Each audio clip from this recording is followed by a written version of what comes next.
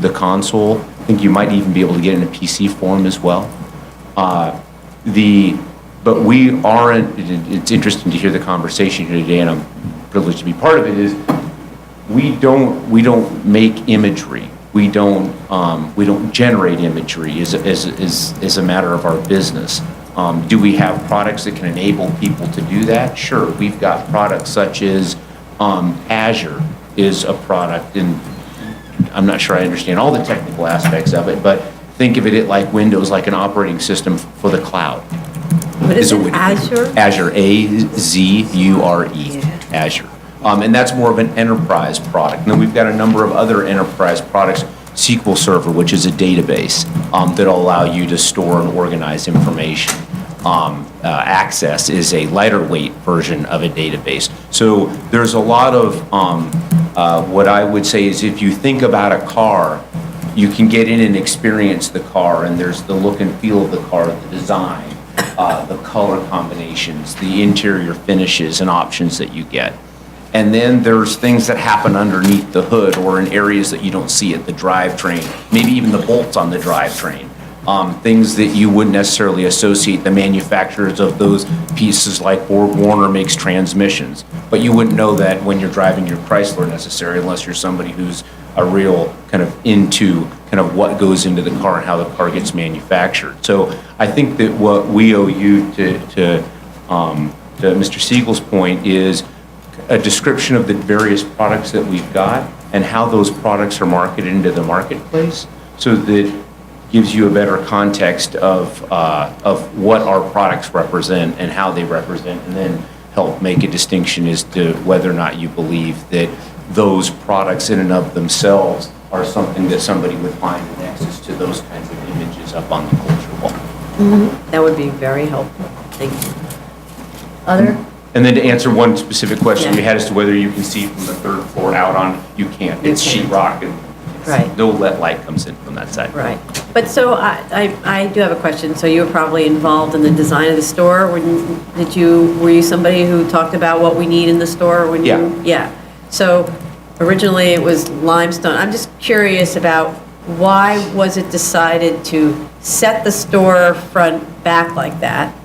And not provide any, for instance, on the Apple stores, you see all the layers, all the levels. You see everybody buying and shopping and all that stuff.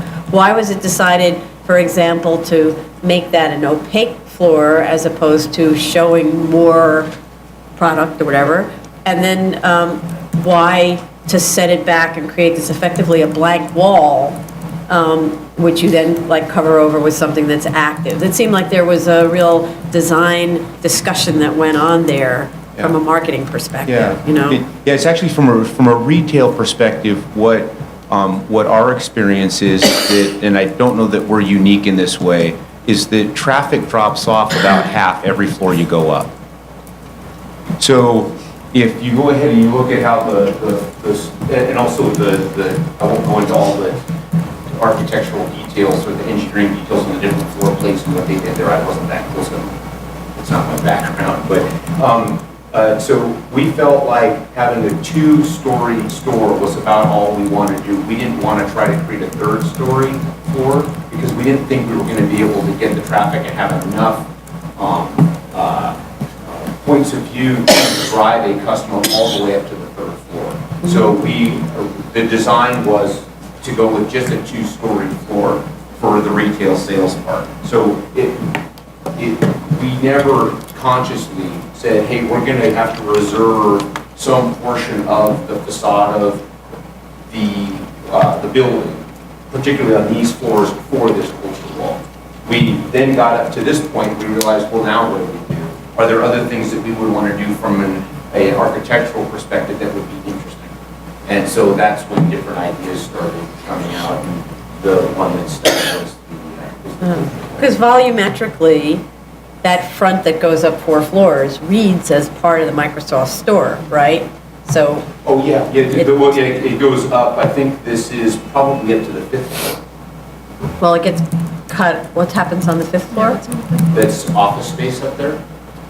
But you don't read, I don't know if you read that as the same entity even, because it could easily be a dress shop up there, right? You don't see anything that indicates what's going on up there, right?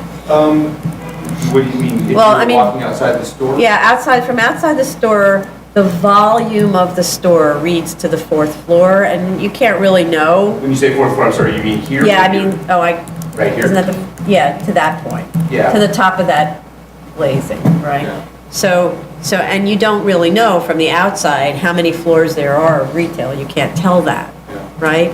So you'd agree, though, that the wall, the so-called culture wall, is inside the store, right? Because it reads as if it's part of the retail.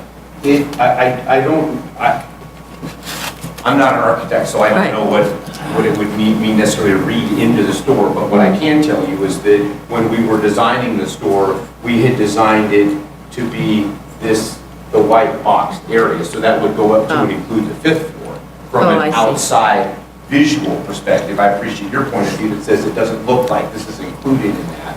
It was our intent that it would, so we didn't do a very good job of that, unfortunately. No, it's more like which is the store versus which is the identity of the place, maybe, right? It reads like it's all one renovation, but you don't know what's going on that top floor. You can't tell. Right. Yeah, I don't know, I can't Okay. speak to that. I can only, I mean, that's kind of, all I know, and if you look at the different stores that we've got, we do have, that white glass is pretty consistent with the store. I see. Okay. Okay. Any other questions? Just to be clear, Chair Permetta, I think that what's behind the culture wall is not the store, it's the Dell computer floor and office space. All the selling space is on the first floor and over there. The Right. culture wall is- I understand that, but when you look at it from the outside, you don't know what's going on. That's true. Behind it. And like, that's why I keep saying volumetrically, I read it as a 4-story retail space, because until I walk inside and try to go up there, and they tell me, sorry, either you can't go up there or it's Dell. I don't know the relationship between Dell and Yeah. Microsoft. No, that was one of my questions. Yeah. What's the relationship between Dell and Microsoft? Is there any? The relationship Business? between Dell and Microsoft? Yeah. Dell is they are probably the number one, if not number two, what we call OEM, or original equipment manufacturer. So they're PC manufacturers. And they use Microsoft product? They use Windows, yeah. So I apologize if this seems a bit simplistic. Every PC, the personal computer that goes out into the market, has an operating system on it. One of the major operating systems that get used for those PCs is Windows. Sometimes you'll have Linux, sometimes you might have other lesser-known competitors, but Windows is the one that's on most of them. So our relationship with Dell, we've had a very long relationship with Dell, HP, Lenovo, and the like, because it's our software that goes on their hardware that enables the power of their hardware. So it's almost like our transmission goes in their cars, if you will. That was Okay, the- so our that analogy. screen, for instance, in order for that screen to display, does it have a Microsoft operating system? It may have a Microsoft operating system. I don't know exactly what computing power goes on, because it's kind of hard to see it here in this picture, but you've got the monitors here, and then behind the monitors, there's computers Right. that plug in. And then those computers render, they And take a lot of data.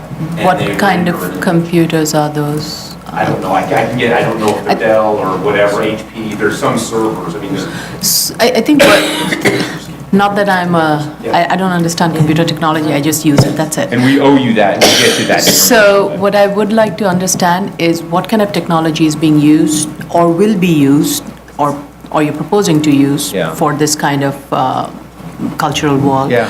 And would it be limited to only Microsoft-related product? Can Yeah. it be can it be on Linux? Can you Sure. use Yeah. a Linux operating system or a Mac to do this, and Yeah. can You're asking a we great just want to question, know because I is- think the question I'm understanding. and this goes to the question of the nexus of. Yeah, I think it's a great question, because I think the question that I'm hearing you say is, can you render this image uniquely with Microsoft technology, or can you render it with any technology? Right. Or Yeah. technology that doesn't use Microsoft? And I think that's a great question. We'll make sure to get you a full answer to that question.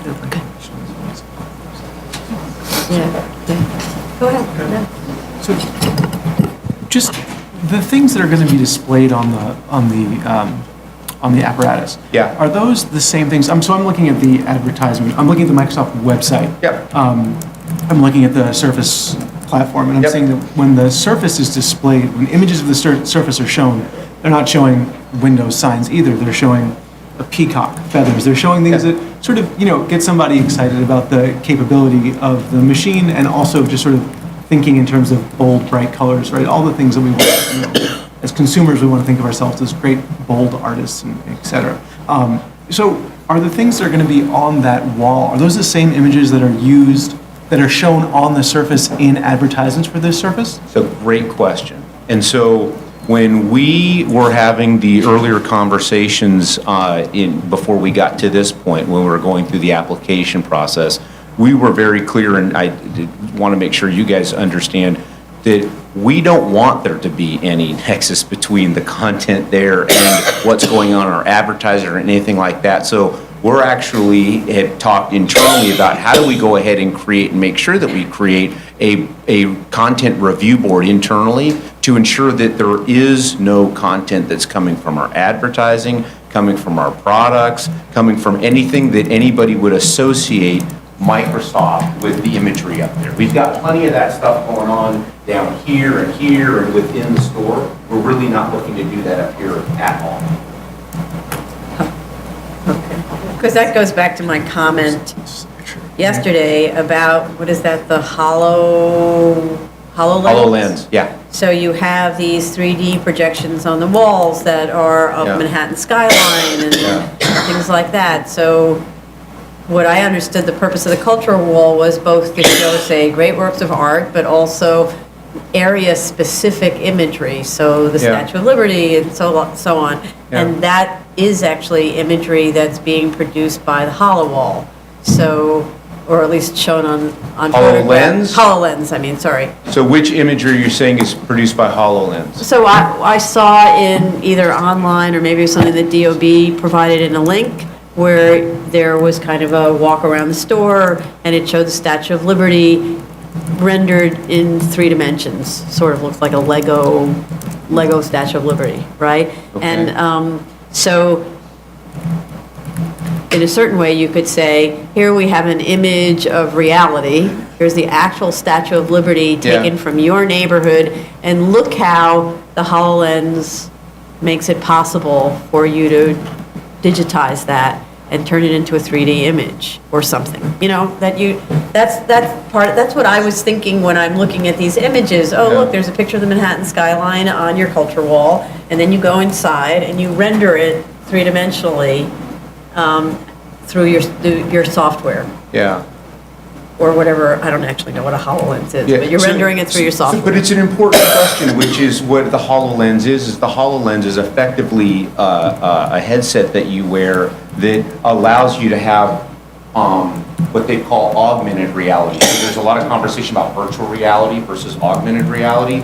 Virtual reality is when they basically put it over your face and you can't see anything around you. You know, your hands, nothing.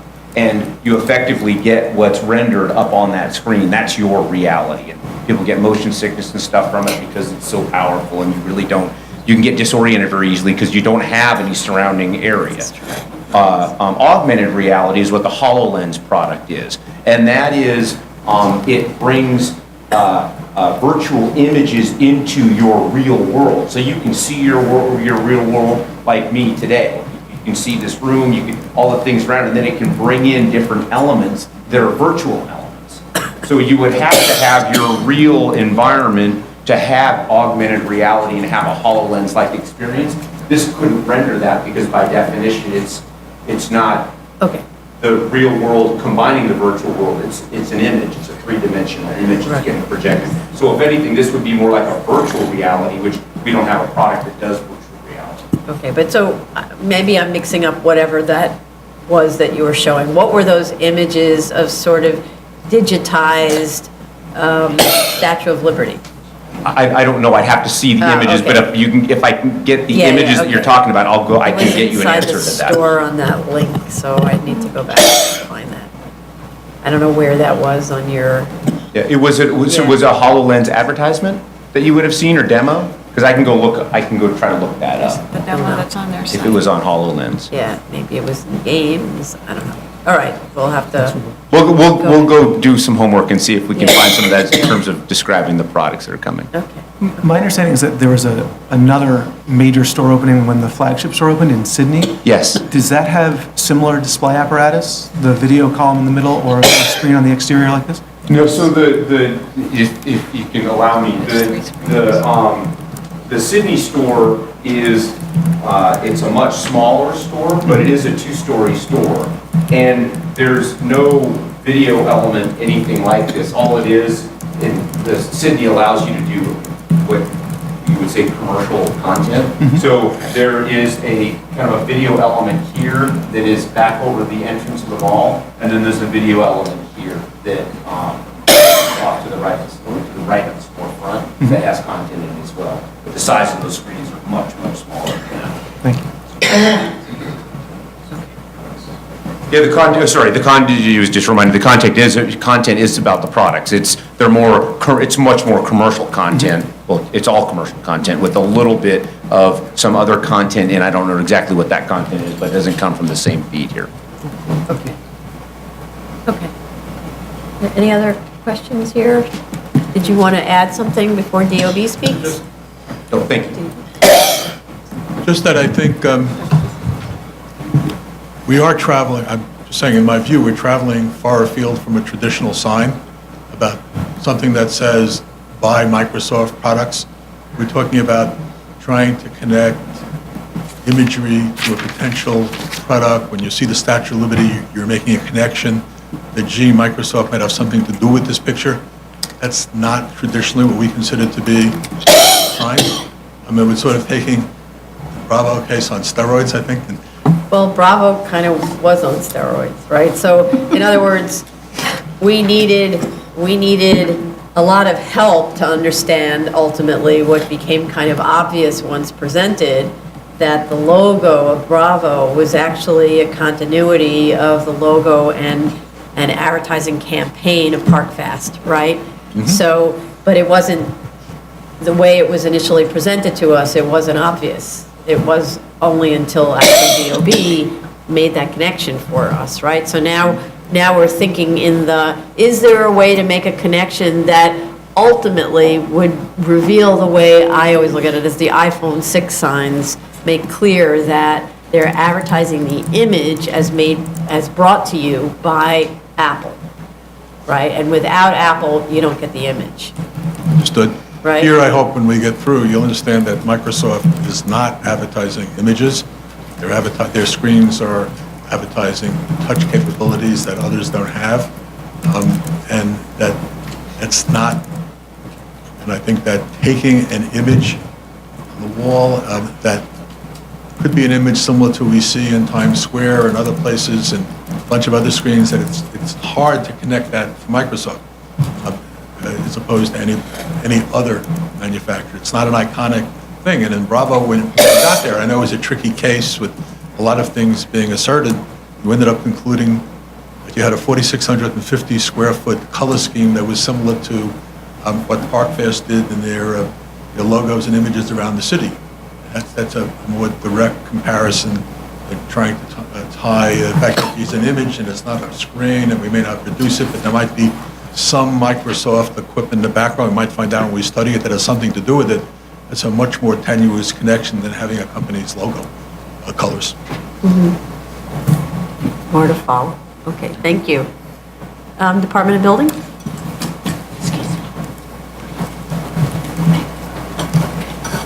Give us 1 minute and 45 seconds. Just 1 second. Good morning. No, give us 2 minutes, a 2-minute break, okay? Oh. 2 minutes, Oh. that's left.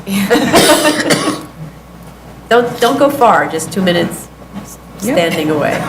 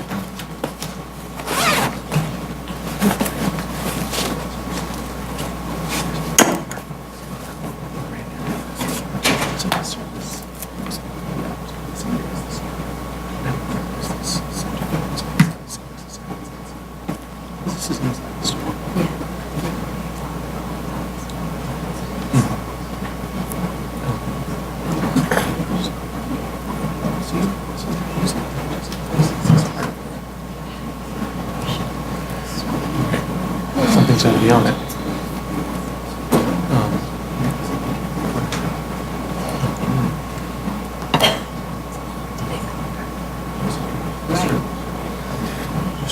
That's it. Exactly. They're going to do this. We can't touch that.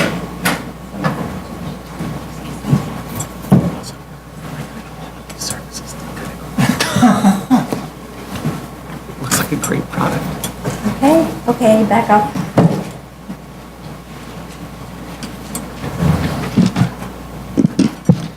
Good morning, Kurt Steinhaus for the New York City Department of Buildings. Faint streaks of light announced the approach of the great luminary. Storms came announced by long wisps that lashed out from a snow cloud's body.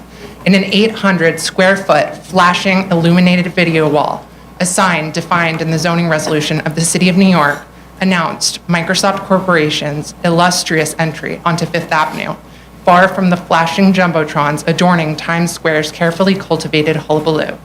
In other words, this is a classic case of the right thing in the wrong place, a pig in the parlor instead of the barnyard.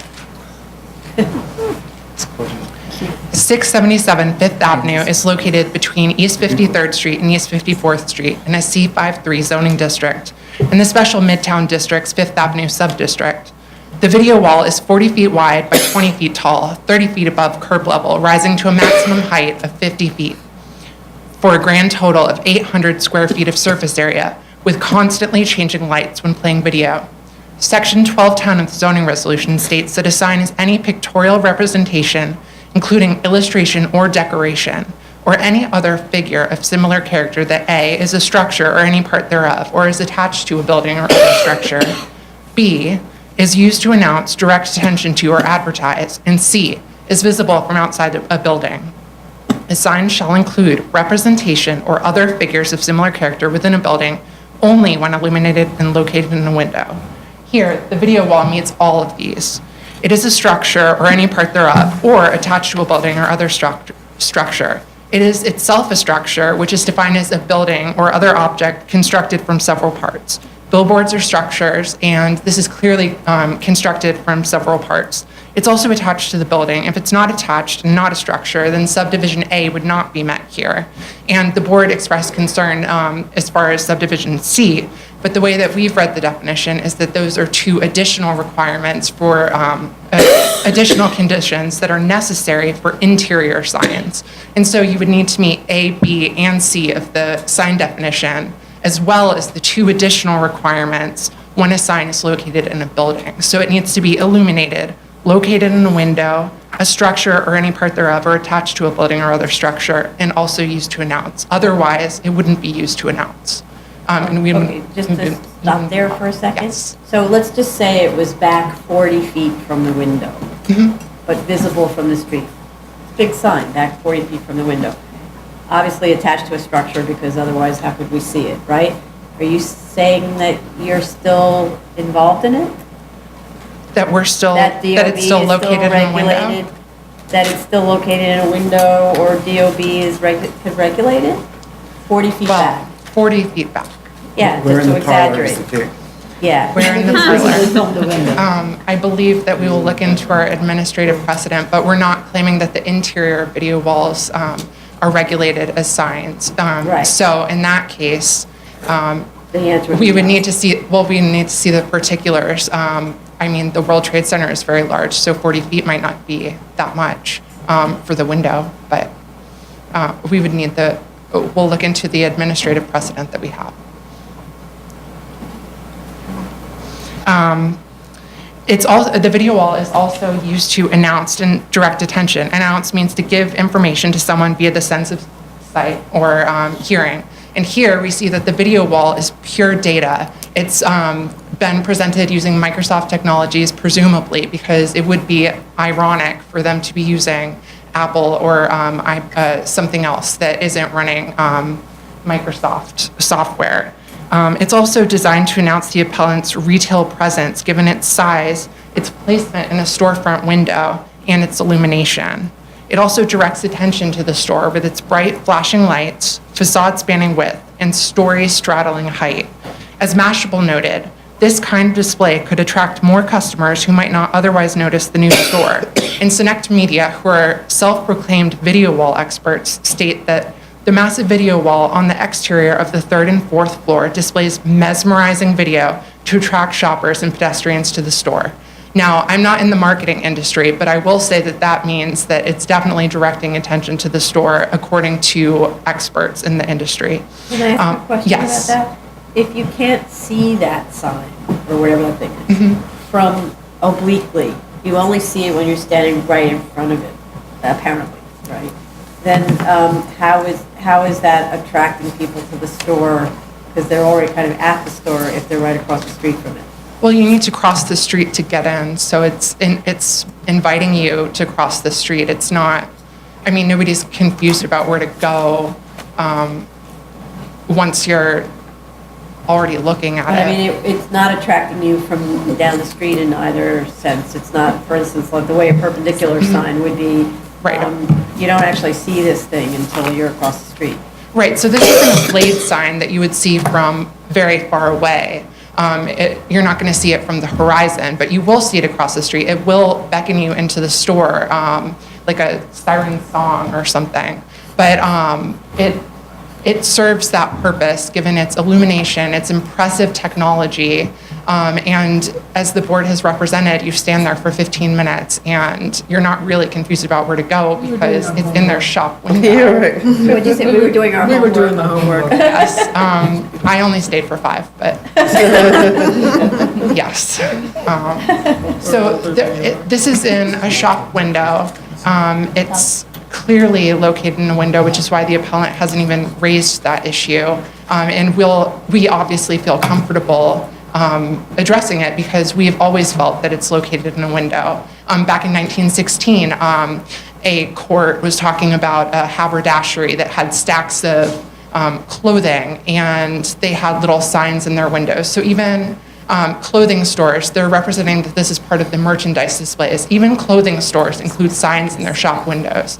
And before 1961, the located in a window requirement wasn't even in the zoning resolution definition.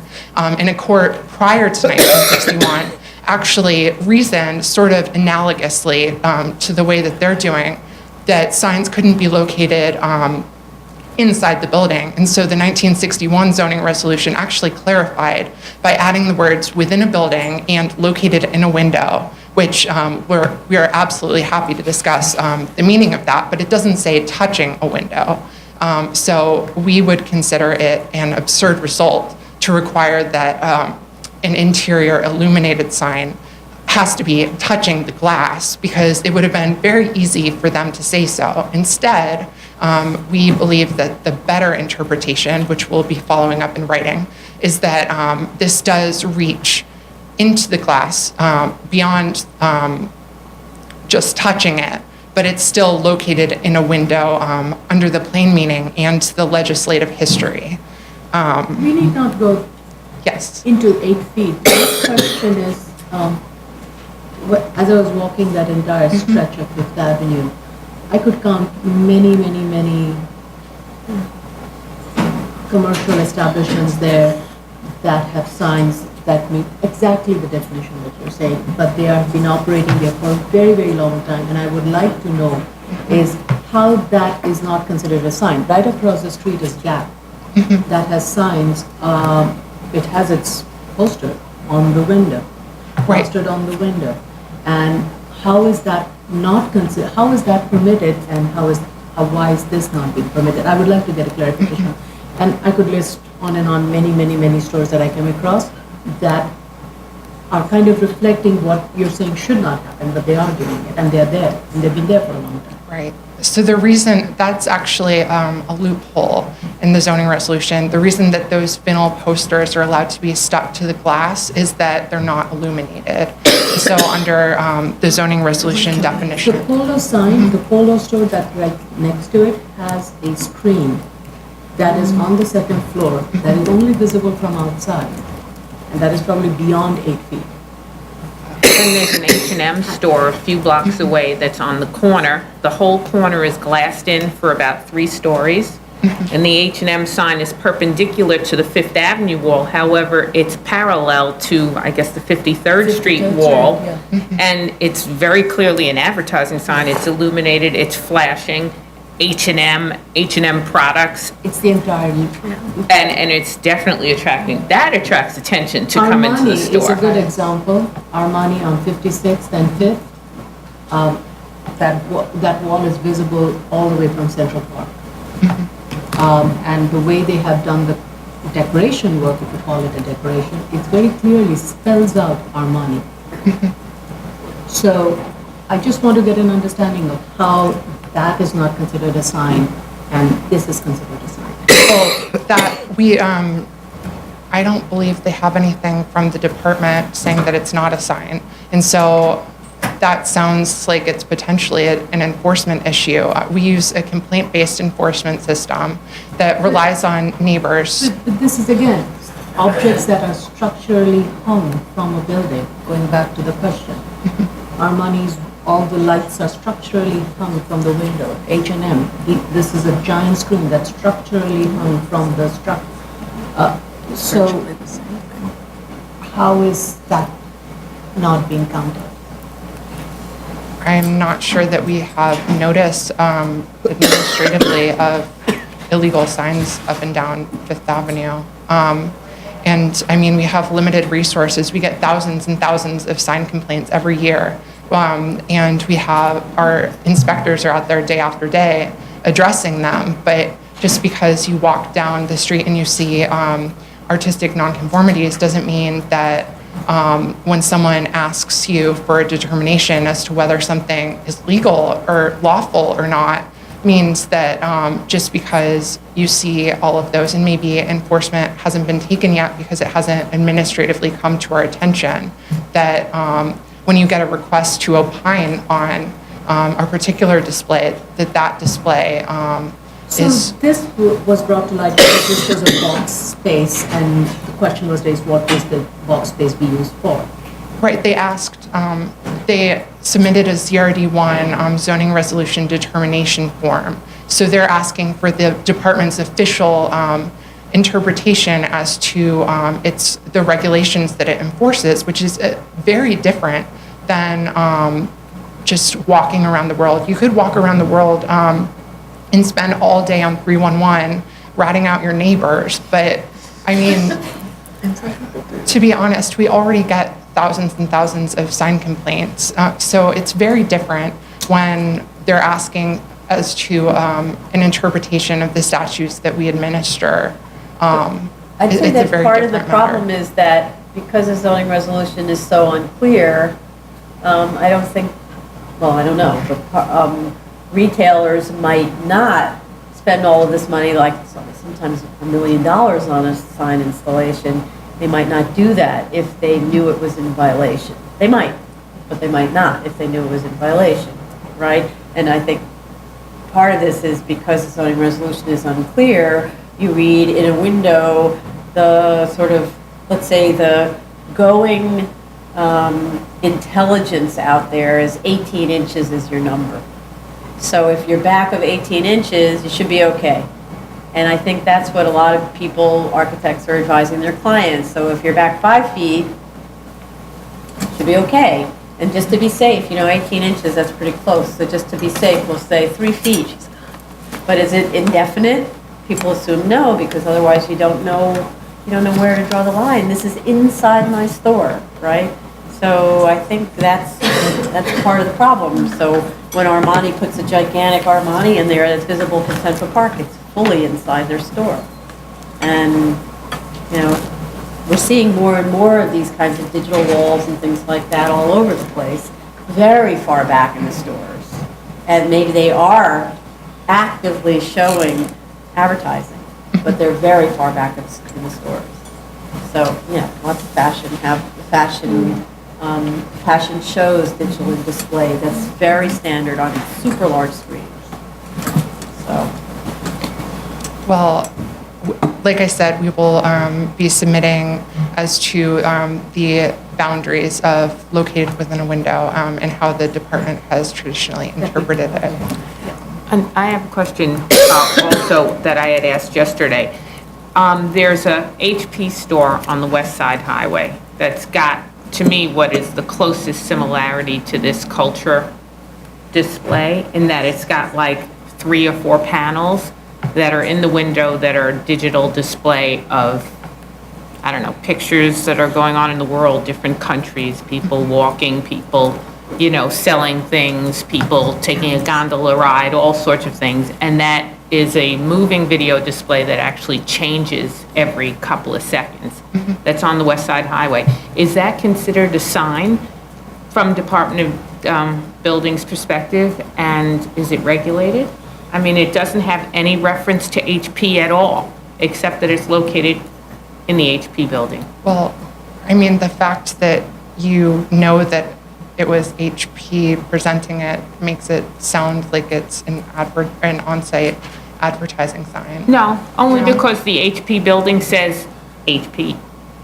The signs themselves don't have any reference to any product that's computer related. It's literally, it's like, the Far East.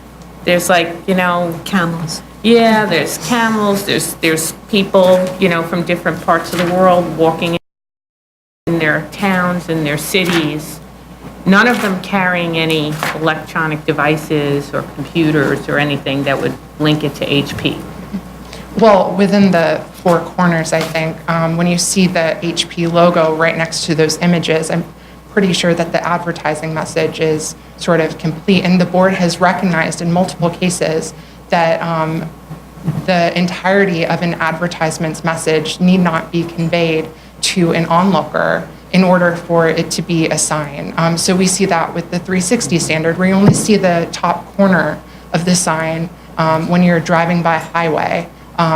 So using a sort of subjective 4 corners approach to signage doesn't necessarily encompass the entirety of the picture. And we're staying on site, we're looking at the site with the interlinking, the visual reference between the HP logo and the... Right, but are you regulating it?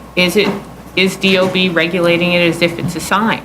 Have you recognized it as a sign? That's the question I have. Does it have sign permits and... Oh, How is it characterized? I will look, Or- this is the Chelsea location, right? We'll absolutely look into that and see if there are permits, if any complaints have been issued. If it hasn't come to our administrative notice, we're happy to investigate. But like, as I said before, we are an agency with limited enforcement resources. Right, I understand that, but I have a problem with the selective enforcement idea, because there isn't a standard then. Selective enforcement doesn't lead to any clarity and transparency about how the department is administering signs. It's just that if you just happen to be existing and maybe pay off all your neighbors so that they don't open their mouths, you can do whatever you want, basically. That's what it seems like you're saying, because you're only regulating signs when it's coming to your attention by a complaint.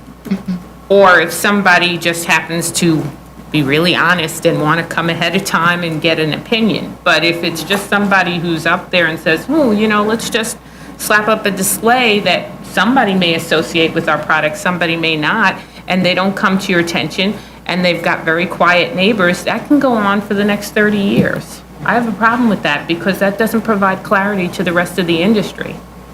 Then it doesn't seem as if you have any policy, so then that begets more signs of all different kinds. That's my concern. Well, in addition to the complaint-based system, we also have the enforcement registration scheme for off-site advertising signs that's been very effective in reducing the amount of off-site signage in the industry. And I understand that this is a concern. It's also, I believe that courts have frequently upheld complaint-based enforcement systems under the standards applicable to selective enforcement, because basically us discriminating against people for unlawful reasons versus what was previously described. I mean, part of it is this HP sign is probably an accessory sign, so it wouldn't fall within the outdoor advertising sign registration program. But wouldn't this be an accessory sign too? Because Yes, this is an right, accessory so sign I as mean, well. it's, Right, it's similar. sign. Yeah, this Right. is being regulated and that one, right. So part of It's the problem not. is that though there's the OAC registration program, which arguably would encompass the advertising signs, there isn't some equivalent clarity for accessory signs. And so hence, you get this sort of all over the place phenomenon with the accessory signs.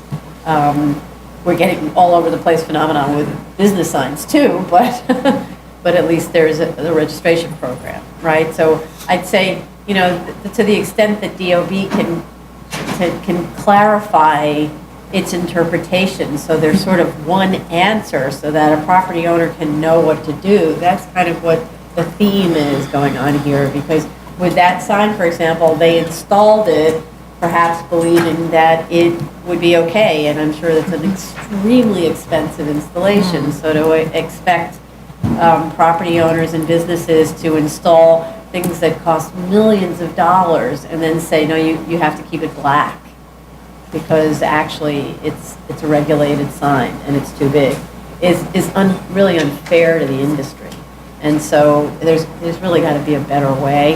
And it's kind of asking general, because I know DOB's counsel is here, and so general counsel is here, and so that seems like would be the goal. So we don't see so many of these things. We've seen quite a lot where there's been an enormous installation made under the assumption that it's okay because, for example, it's not in a window. So maybe the architect told or the sign manufacturer told them not to worry, it's not in a window, it's 8 feet back, you're good to go, $2 million, you write the check, and here you are, right? So, I mean, that's a little bit problematic to spend $2 million on something without asking for. well, we don't ask for everything because the zoning resolution is supposed to tell us what to do. Or TPPNs help us to the extent the zoning resolution isn't clear or something. We're seeing a lot of these kinds of things, and it's actually, I feel a little bit, I mean, Microsoft is a very big company, they could probably afford the laws, but nobody should spend that kind of money needlessly, right? Yes, So, but we will, in exploring our administrative precedent, we will try to provide as much guidance as possible as to the parameters of located in a window so that million-dollar mistakes don't happen. that'd be great.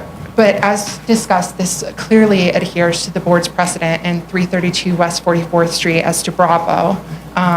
The arguments that we heard today are very similar to the Helvetica versus Helvetica Noya distinction. The insight or the in-store advertisements display marketing messages. They include text, but text isn't necessary here because it says Microsoft right below it. And it displays images of a lady playing the violin in front of the Manhattan skyline. What does that have to do with Microsoft? But it's clearly part of their on-site advertising program. So they should be allowed to, we are proposing that they be allowed to display whatever content they want because of its structural characteristics. The video wall, which is bright, it's flashy, it's located in a window. This would be great for industry guidance in terms of just knowing that these video displays, no matter what the content is, which is also adheres to the board's precedent because in Bravo, the board emphasizes that it is not the word Bravo, it's not the content, it is not the expression in the video wall, but the manner in which it is displayed that is dispositive. The manner here is a video display of monumental scale with flashing lights and an illuminated design that's placed in the storefront window.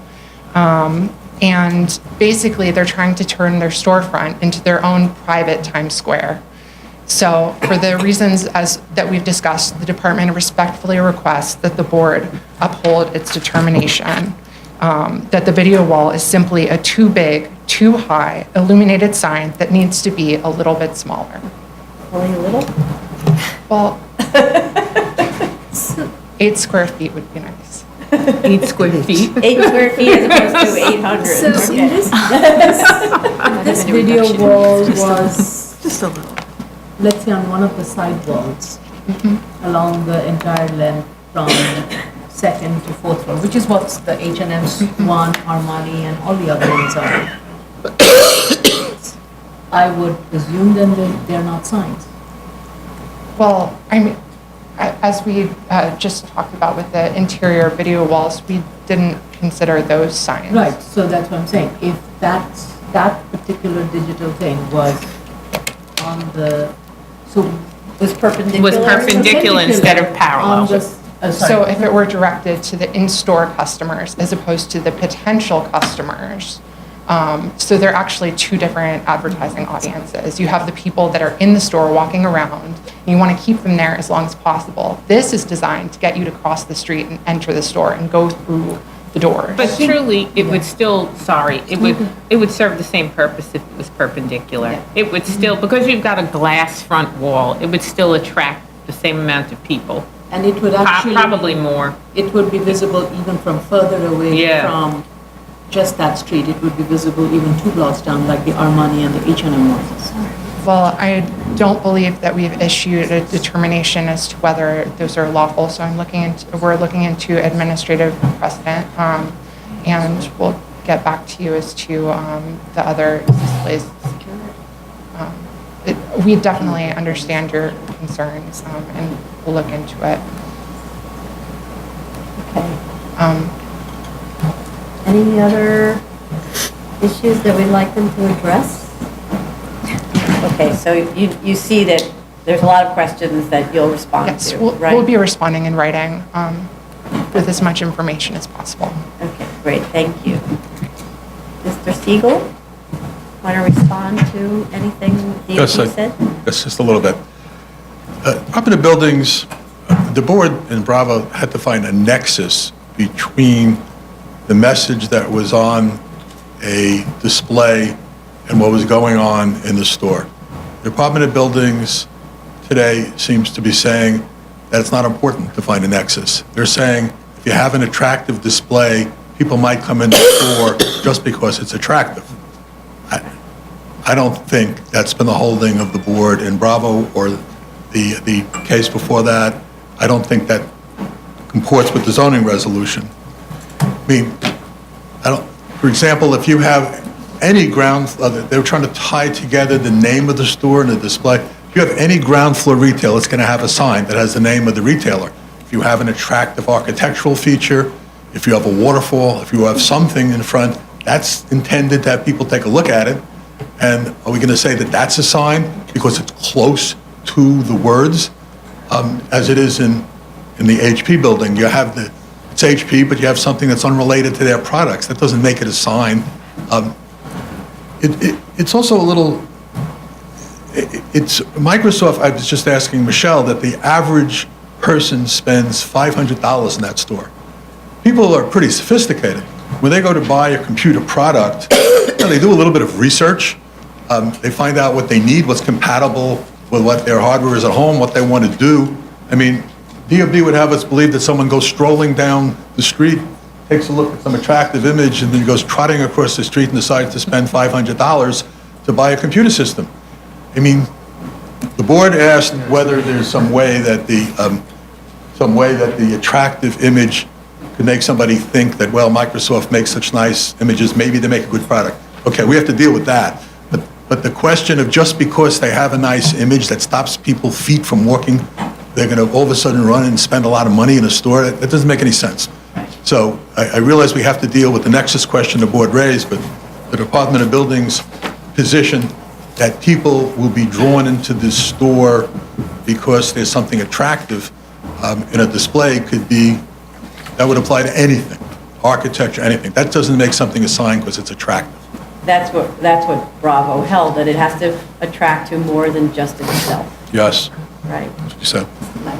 Okay, so, and the board pointed out how confusing it is with both the interpretation of the law. Is it a foot, is it an inch, is it in the glass, is it attached to the glass? So that's back to the position I raised in the beginning. Let city planning describe it. You know, I mean, they may conclude that the issue is that something is a sign if it's within a building and its primary purpose is to be viewed from some person outside the building. I'm not saying that wouldn't be an unreasonable way to draft the law. But that's not how it reads right now. I think we should let city planning decide. Maybe they have a different view. You know, maybe they're going to describe it exactly differently and change the law. I just want to add something to that. I mean, if we talk about like in 1961, what we thought of in a window, there were vitrines back then, right? There were mannequins and it would say, you know, how much money this thing is and all that. I think we always would say, oh, look at the display in the window, right? I think that was probably the common parlance. That's probably where the assumption of like 1.5 feet, 3 feet came from, because vitrines kind of ranged like that, right? We'll take a look. So, I hope it didn't say 8.5 feet, but we'll take a look and see what the assumption was. Okay, can I have 3 weeks to respond? sure. Are there any speakers on this? I have a, Yeah, go ahead. I want to, I may not be presenting it properly. Why did you think it was important for you to get a ZRD interpretation of it? If it's just a wall with an artwork, which so many other facilities in that neighborhood have done so, what prompted you to seek that request? The first ZRD one was submitted well before I was involved. I might not have suggested that. Somebody was being careful, I thought, but it wasn't done by me. I probably wouldn't. I might have done it because it's expensive, and just to be sure, but I didn't. Oh, because those signs expensive, not because you're expensive. It was very well said. Could you also speak to, when you come back to us with a written submission, could you speak to whether the image is obstructed or not obstructed? Whether that makes a difference to whether it's considered in a window or not? Yes. Well, What do you mean by Well, obstructed? if it's, let's say it's 20 feet back, but I have all those mannequins in front, I can perceive maybe this video thing, but may not really have a connection to it because there are other things in front of it that are distorting what it's supposed to be telling me, as opposed to something that is totally unobstructed, regardless of whether it's 3 feet from the window or 8 feet from the window. Is my attention now so focused on this thing because there's nothing in front of it? Does that make a difference? But it doesn't say in a window unobstructed, it just says in a window. It does, but it would be interesting to see if the applicant feels that because there might not be an obstruction or there might be an obstruction, it makes a difference to the perception. Because if I don't perceive it, is it really there for me? I will think about it. I haven't thought about it. Yeah. Thank you. Okay, so you need 3 weeks, you said, to submit, and then DOB, how much time, 3 weeks? Weeks? I lost that. Oh, there it is. He's sitting down. Is 3 weeks from there, 3 weeks good, and then you want 2 weeks to respond? Yes. So, Be in July, good.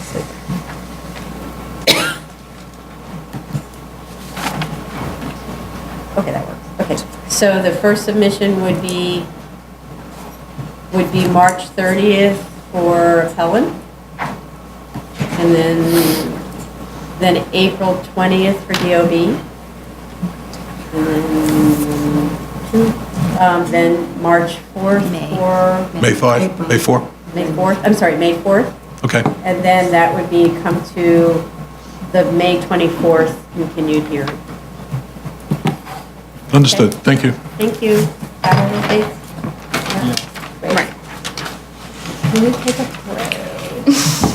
Just have that one more appeal. We only have one more appeals One case. more It's appeal. easy. We get It's a short one. Yeah, because we covered. Eric, gonna do Eric? Psychologically, it'll Okay. make a big Let's do Eric's. Let's do this one, and then we need to take a break, because the next one. Number 18, 26215A, 64 Sharrett Avenue, Staten Island. Pass out. Hi, Eric Palapic.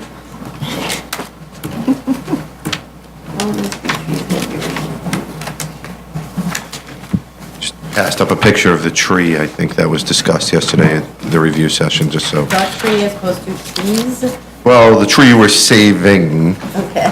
What's wrong with saving the existing the street trees? the four little ones on Penton. Well, three, because one of them is in the curb cut.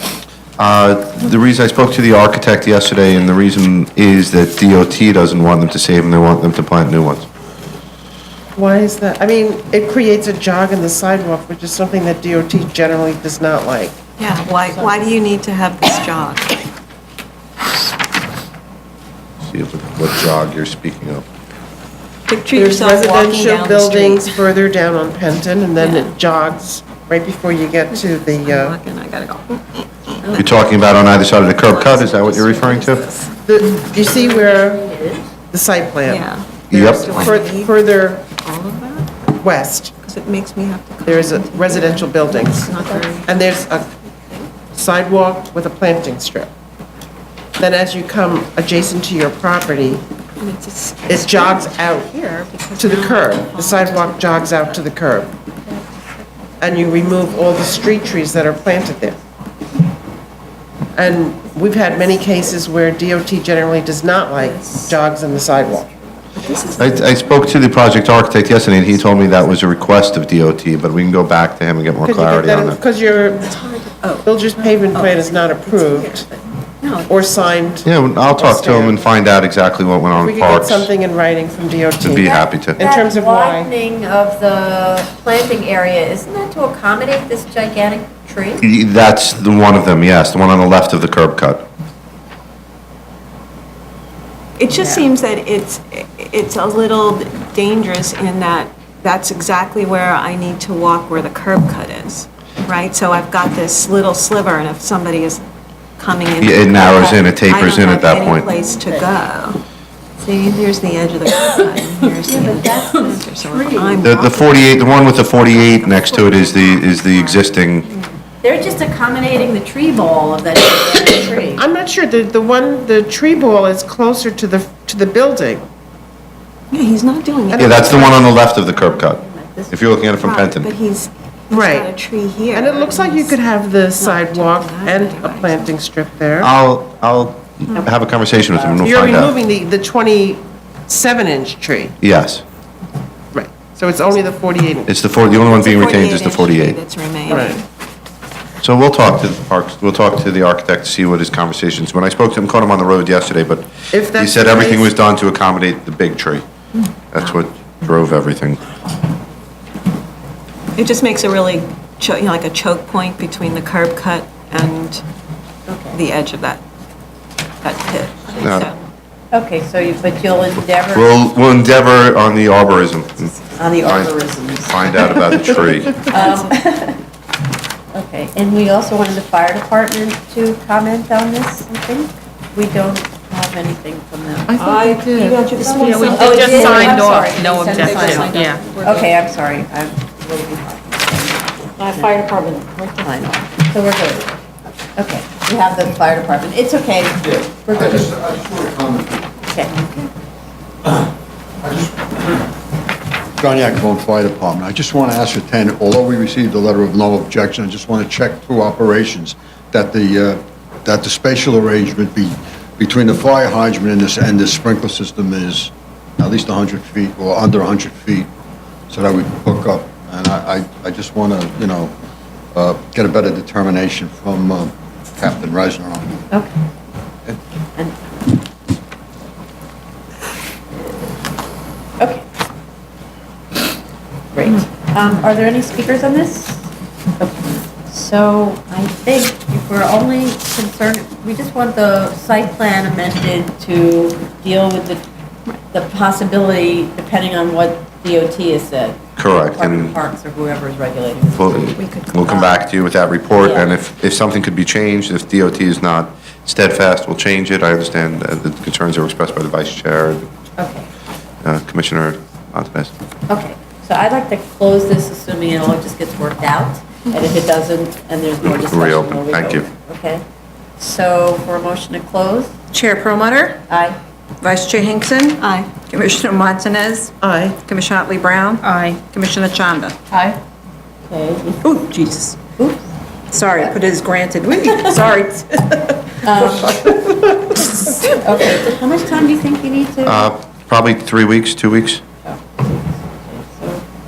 if it's 2 weeks to submit, how about coming back on April 12th That's great. for a decision ideally? All right, and we'll submit 2 weeks before that. 23rd, Thank March you. 23rd. Thank you. And just as a side note, so your board's aware of who owns this, it's an interesting story very quickly. It's a very young woman, a 22-year-old young woman who's been very successful with a clothing store of her own, is venturing out, and she's the one who purchased the property. She's developing it herself. So it's very impressive, very young person doing this. Just letting you know. Good for her. Thank you. That's how we all felt at the community board, so just letting you know. We done? It was nice to know the stories sometimes of the cases you're acting on. I think we already closed. Did we close? No, we're taking, Break. we're going to take a break. We're going to take a break. Yeah. Thank you. Taking a break. So, thank you. Nice to know the stories. Okay. I We're taking a half an hour? 30-minute break. 30-minute break. So we don't pass out in front of you for the next one.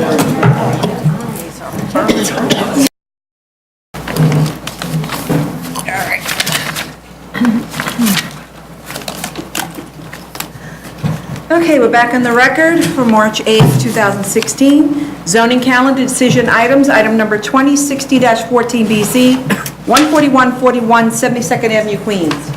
Good afternoon, Jay Goldstein for the applicant. I attended yesterday's review session and heard the two comments from the board. So this was actually closed, so we need to Apologies. To reopen. reopen. Okay, so for a motion to reopen? Chair Perlmutter?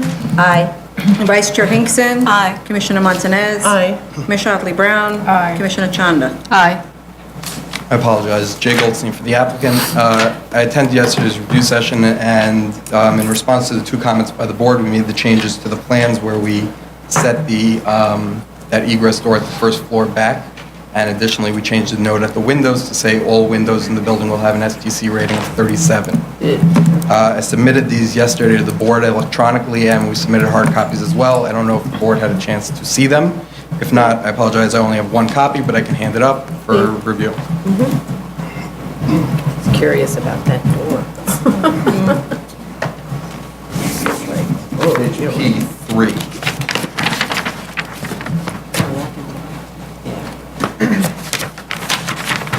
So what it hit you on your way out? Oh, I see. Yeah, that works. Yeah. As long as landings enough. Yeah, okay, good. All right, so then we can close this again? I don't think there are speakers, right? Are there any speakers on this? Good. So, yeah, so for a motion to close? Chair Perlmutter? Aye. Vice Chair Hinkson? Aye. Commissioner Montanez? Aye. Commissioner Otley Brown? Aye. Commissioner Chanda? Hi. Okay, so I'd like to make a motion to approve this on lots of conditions. It'll be a short-term approval of 15 months to allow them to do work and get a permit from DOB and so on. So, and I just want to make a note that the rendering of the building should be included in the approved plan set. Rendering? So I'm going to read this again, though I read it at the last hearing. Conditions of approval are that sprinklers, fire alarm, interior elevator will be installed according to the drawings and what's required. A new metal picket fence will be installed along the side yards with lock gate conditions as shown on the drawings. Carpooling drop-off controls will be instituted by the institution, DOT drop-off, and a DOT drop-off zone maintained. And once operations begin, after reoccupancy is permitted, and the applicant returns for renewal, the board may require some other kind of activity to limit traffic congestion, for instance, busing, something like that. There shall be noise attenuation at the rooftop play area, no lighting or amplification at the roof at all, other than emergency.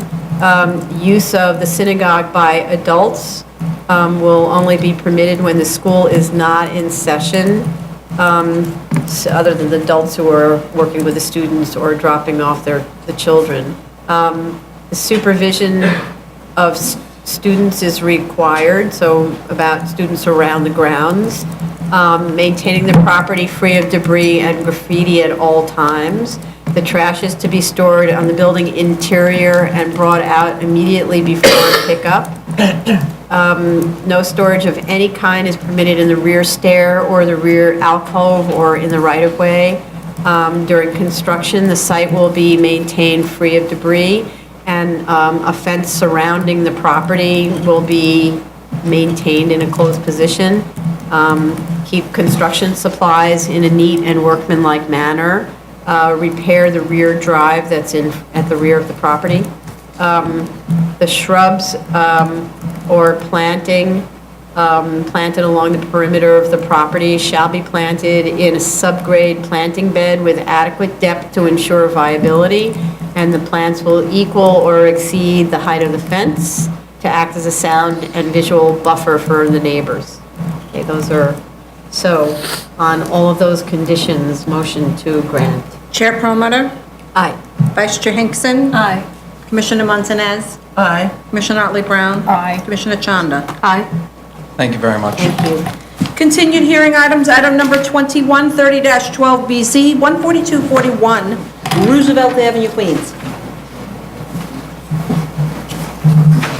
Everybody, thank you. Hello, good afternoon again, Eric Palatnik.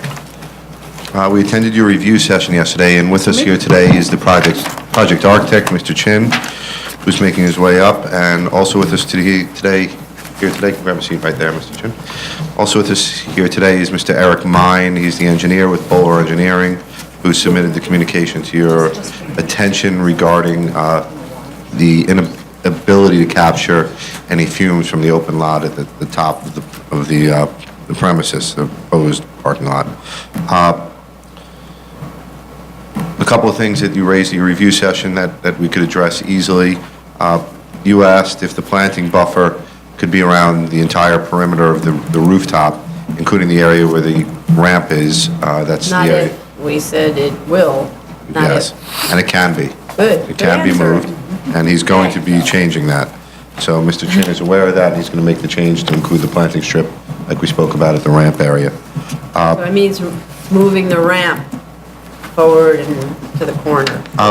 Give an area around it, and it makes the planting possible. Can you move the ramp? Yeah. I'll let him speak. Okay. Why don't I go through, he'll come up in a second. All right. And we'll talk about it physically, how that could be done. The second thing that we could address very quickly is the lighting plan with lumens. Mr. Chin's office wasn't quite clear when we made the request of him, as you saw, but Mr. Mine of Bowler Engineering is quite familiar with that. You've seen their plans quite a bit, and they do a lot of very well-detailed plans when it comes to lighting, and they'll be able to provide that plan because he's on the team with us, and he'll be able to do that easily. The tow waste zone sign, that we'll put up on the roof. It's down at the base, so that's easily done. I'm not quite sure what the board's request was with respect to an asphalt-based sealant instead of a tar-based sealant. What I understand from, it was actually testimony from a neighbor that the material that's used to finish the roof be asphalt-based instead of tar-based. Maybe it's bitumen-based versus asphalt, I don't know. They're both tar, I don't know. Anyway, the issue was to not have something that gives off fumes. So to the extent that there's a better solution, maybe it's even a concrete. Mine, maybe you can speak to that when you come up in a moment. Okay. Well, why don't we, on that note, why don't we have, I don't know who you'd like to hear from first, Mr. Mine or Mr. Chen? Okay, but before that, we wanted an operational plan that had the security schedule and maintenance. You provided a very brief description, but I think we wanted something that was more We could provide more detail. detailed. And what else? Oh, the drawings were supposed to indicate where the details are taken on the drawings. So there are details, but we don't know where they are. And also to show details through each parapet wall. This is what we talked about in the last hearing. Details through each parapet wall and each sound wall type, wherever they are. And also to show in section where the light poles are, unless there are no more light poles. Maybe they went away, because it's not really clear from the lighting plan what the lights are. You can see there's some of those recessed, sort of knee walls, knee lights, but you can't tell whether there are any poles anymore. I'll let Mr. Chin come up. Mr. Chin, why don't you come up and speak to the lighting, and you could speak also to the landscaping.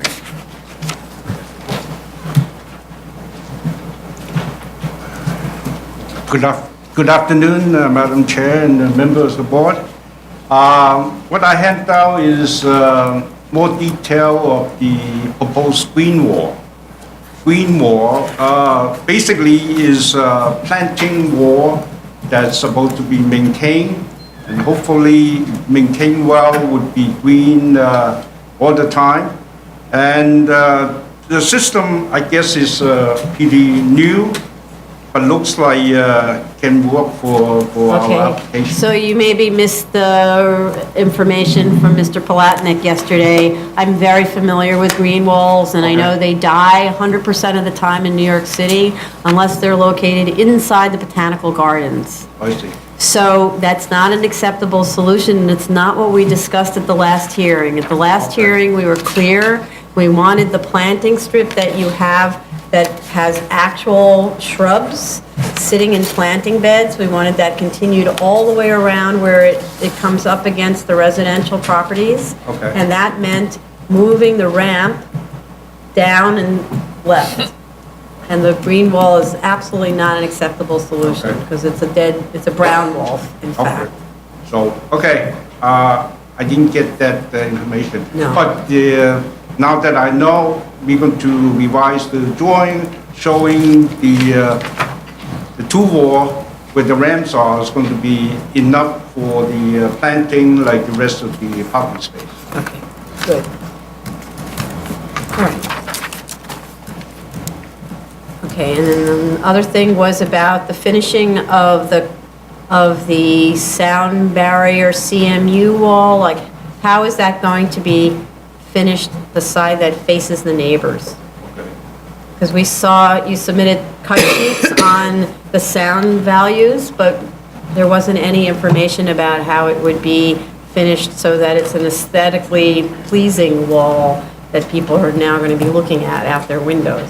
Okay. Okay, so you'll take care of that. You'll provide us with some information. Okay.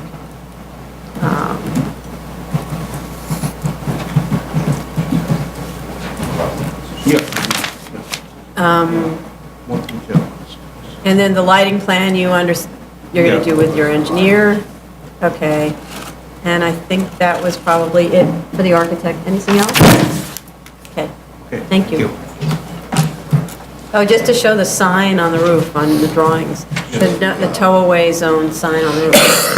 And I think it would not hurt to have two tow-away zone signs, one on at the entrance and the one also on the roof. Add to the roof and keep it. Yes. It has it on the bottom. Yeah, but they were going to take it out, so they were going to take it out and put it on the roof. You can have one on the bottom and keep them both. Oh, yeah. Yeah. Thank you. Okay. Mr. Mine. Good afternoon, Eric Mine, Bowler Engineering. Madam Chair, Commissioners, I guess I'll address the issue with the fumes that was discussed. I do want to call attention to Section 406.3 of the Building Code, which addresses open parking garages. That section, the definition, if you read through it, you'll find that entails garages that are multi-tiered, so there would technically be ceilings above several of the floors, and it specifies the amount of open space for natural ventilation, which is only 20% of the total perimeter wall area would be acceptable for natural ventilation, or 40% minimum of the length. There are exceptions relative to which walls, how many walls, 2, 3, or 4, but in this case, we're open air. So even if we did have a roof over us, we would meet the intent of the building code. The fact that we don't just allows any potential vapors to dissipate even quicker.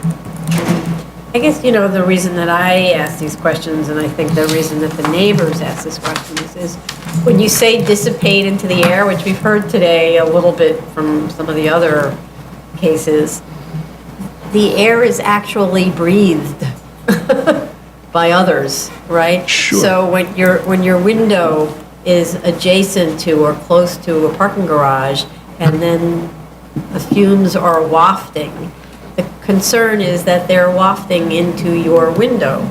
So when and there was discussion about an open parking lot and it's all the same, but this is actually a rooftop parking, so it's bringing the fumes closer to the windows. So the reason that I was interested in this was, isn't there some way that you deal with preventing, for instance, when we talked about no idling on the roof, things like that? Like how do you prevent the kind of constant awareness on the part of a resident that it's sort of stinky out your window? Sure, and that's why I tried to provide context, that even for an enclosed garage, these other provisions would apply. We're able to provide that much more open space for it to dissipate. But that's for the garage occupant itself. I'm talking about the neighbor. A garage could be immediately adjacent to another building as well. I mean, you could have an at-grade parking lot immediately adjacent, to a single multi-story building, what have you. It would have the same impact, and there's zero lot line buildings all over the city where, the amount of traffic on the thoroughfares, let alone parked out front that may be idling, would have the same impact. So that's why I tried to bring it back from a code perspective, what the proper amount of ventilation would be, and we meet that.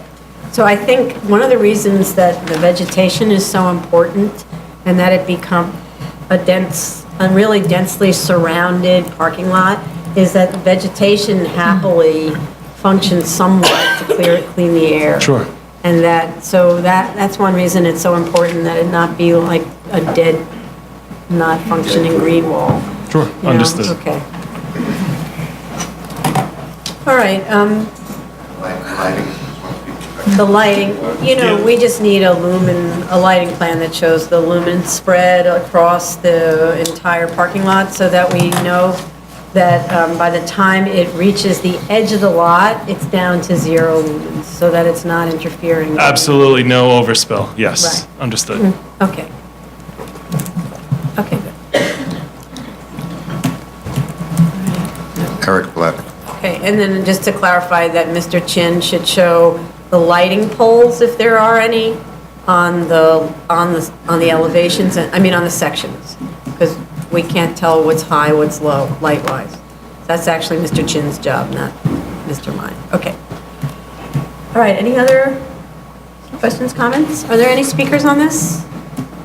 Okay, so I think I'd love to close this on condition that we see the planting exactly like we described it, right? Very fair. Okay. And I think everybody's crystal clear with the Planting, lumen spread, all that, exactly as Move we the ramp to described allow it. the landscaping, provide an operational plan in greater detail, the lumens for the lighting. The drawing should detail through each parapet wall and clearly show in section where the lights are. Planting beds, not a green wall, densely planted. How will the CMU wall be finished? Tow-away signs, 2 of them, 1 at the bottom, 1 at the top. Okay, That was the list. so before you submit this, go back and listen to the video. Don't leave anything out. We shall. We Okay? Watch the videos quite a bit. They're always running in the office. Okay, so then, there are no speakers, so for a motion to close? Chair Perlmutter? Aye. Vice Chair Hinkson? Aye. Commissioner Montanez? Aye. Commissioner Otley Brown? Aye. Commissioner Chanda? Aye. Okay, what do we think? We could submit, if you can provide us 5 weeks, maybe this second week of April. What'd you say, second week of April? Second week of April, submit? maybe sometime around the week of April 15th. in there. Around So tax then time. you could come for a decision on May 3rd? That's great. Okay, so then the submission on April 13th, That's great. Thank you. okay, where you're going to be 100% positive. 100% positive that we Okay. got it all. We don't want to say, what? The bid We don't want you to say here. what, and we want to finish this up Okay. in a few good. years. Thanks. Thank you. Thank you for your time today.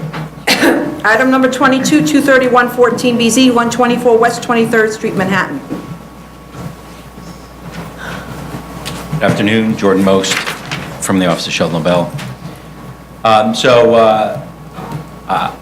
just was going to speak very briefly as to update you, as the board seems to already know, that there's been a number of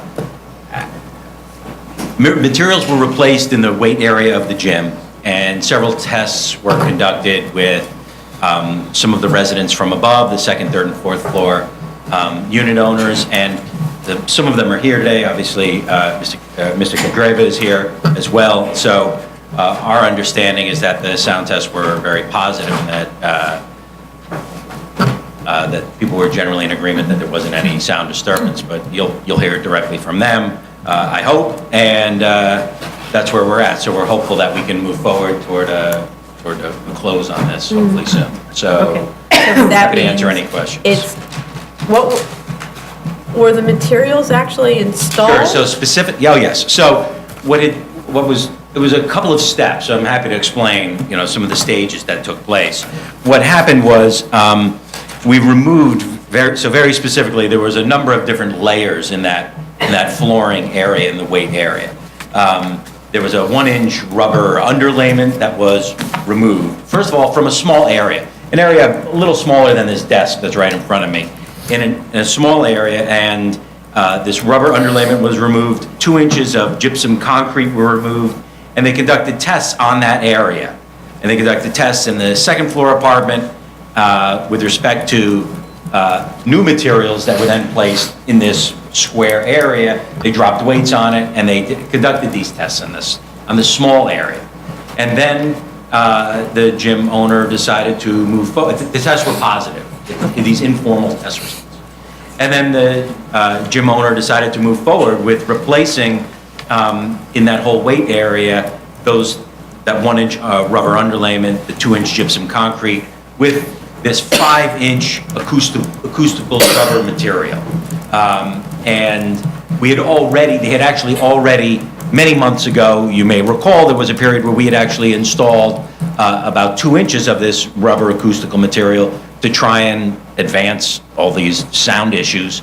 And that was beneficial. So now we've got it full, but it didn't solve the problem completely. So now we removed some material, and we added a total of 5 inches. So there's a total of 5 inches of this rubber acoustical material, which I think the board has some of the specs on that material. I think we had submitted that some time ago.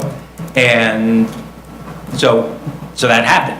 So now that's So the gym was laid down. closed for a couple days. Okay. They did that, and then they did more testing. So testing was then done last week on Wednesday and Friday, and there was testing done in the second floor, third floor, and fourth floor apartments on different days. They tested 40-pound weights from 18 inches high. They tested, I believe, burpees also were performed, and you'll hear from the residents. The testing was done by gym personnel and building residents as well. Okay. So, and? Cooperative. And we believe that there is no problem, no disturbance. I mean, Okay. I can say it, but I think you want to hear it from them. Okay. So, and that material was placed down throughout the area in question, whatever the area. Correct. So in the rear part of the gym Okay. is this area. I could put up the plan if you want to see. It's the rear area of the gym where the weight and where the weight area is. It's not under, say, for instance, the treadmills in a different part of the gym. Okay. This would have been the area that had been isolated as an area of concern. Also, there have been other little things that have been changed over time.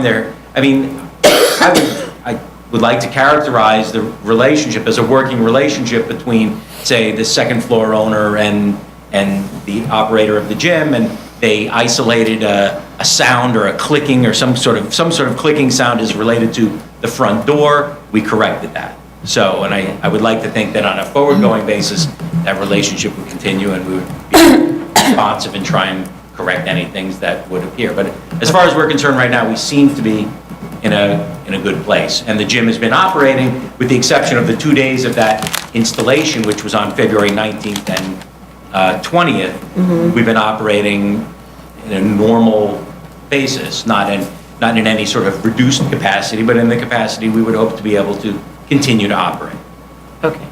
All right, so now I assume we're hearing from neighbors to see whether they corroborate? Okay.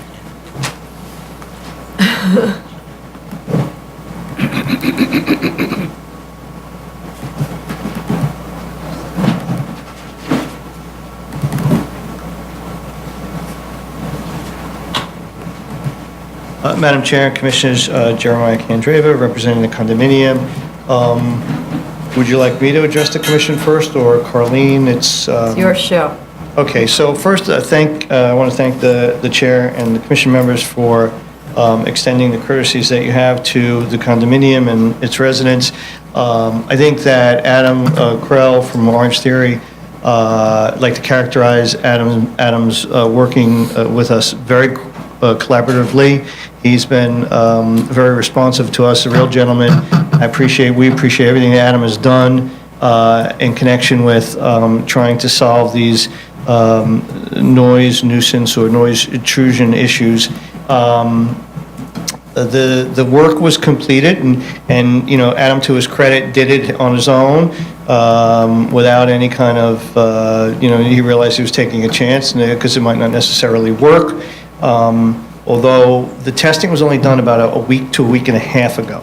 So within the last period of time since the testing, we have very positive responses from the residents. I do have, Carleen is here, she's the unit owner for the entire second floor above the gym and can testify to that. And then I have some written statements that I'd like to read into the record after Carleen gives her testimony, because others either had to leave or couldn't make it. But the short of it is that there's been a tremendous amount of progress and a real collaboration with Orange Theory Fitness, and we're very pleased to be able to say we don't oppose a grant. We are concerned that a grant without certain safeguards could put us in a circumstance where noise, because it's only been a week and we don't know the extent of the duration of these attenuation methods and how long they may work or may not work.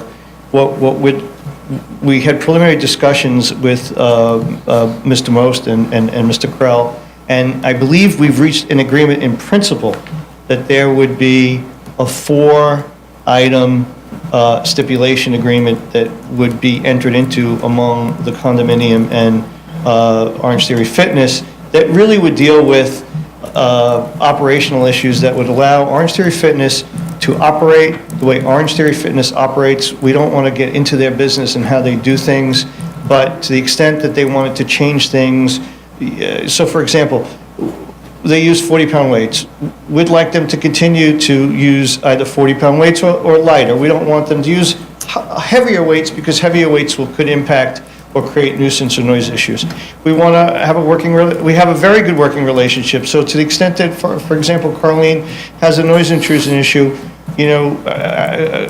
Carleen and Adam would work together to kind of see, for example, if it occurred at 6:30 in the morning, there could be a discussion. Can we look at your tape at 6:30? Did something happen there? Was yes, something happening? Let's modify that from happening. And so I think the issue is we would like time, if the board would consider it, to work through the stipulation agreement with the idea that once we agree on the stipulation terms, we would ask the board to consider whether those terms are appropriate to be worked into a resolution.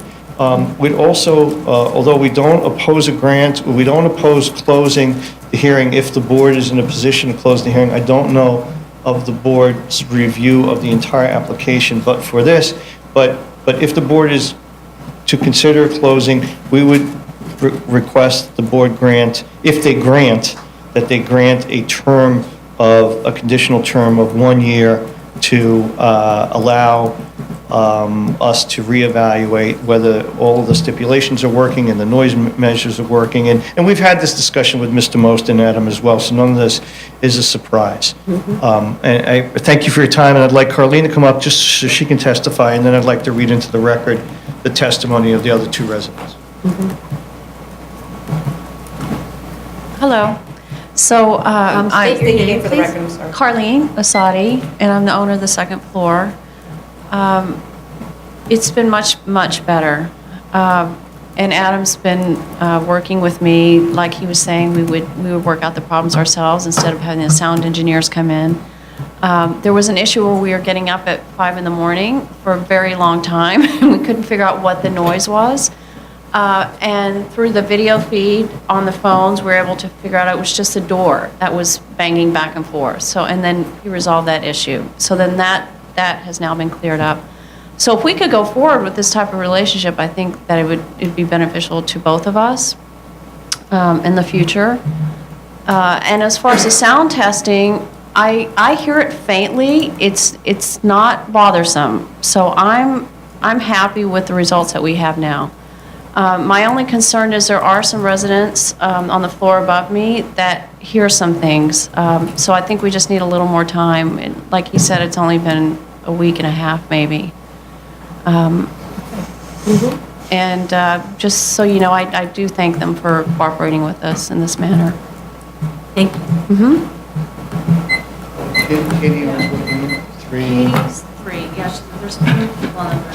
Okay, so this is a statement I'd like to read into the record from Katie Lynn. She's a unit owner of apartment 3B. Sorry I cannot step out from work to be present today at this hearing. I am the owner of unit 3B on the 3rd floor.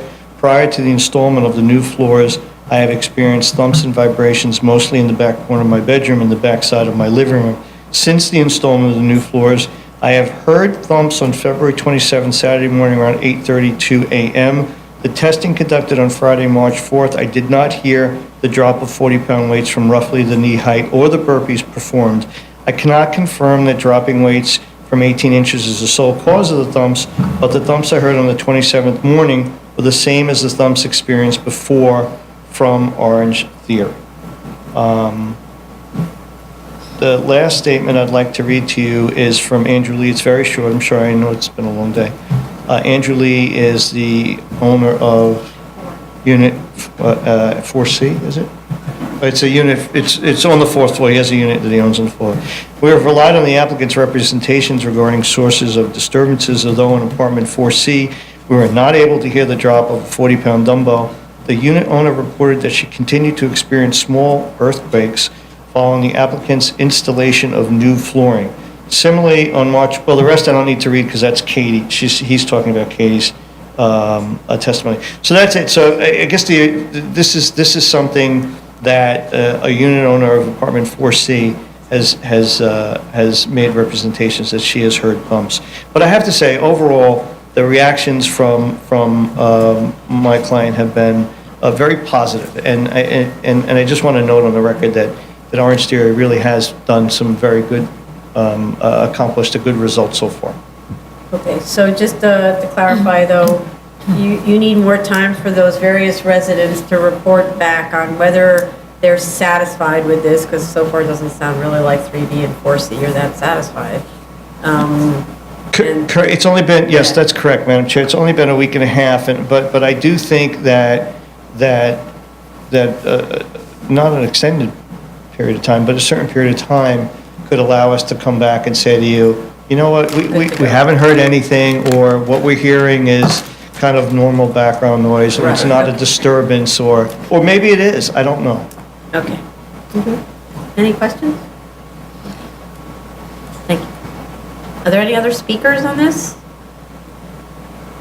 No other speakers? Okay. Anything you wanted to add? Nope. No, I don't think so. Okay. So this last set of testing was not done with a sound consultant? Right. It was just done by, I'm going to drop a weight, let me know if you hear it.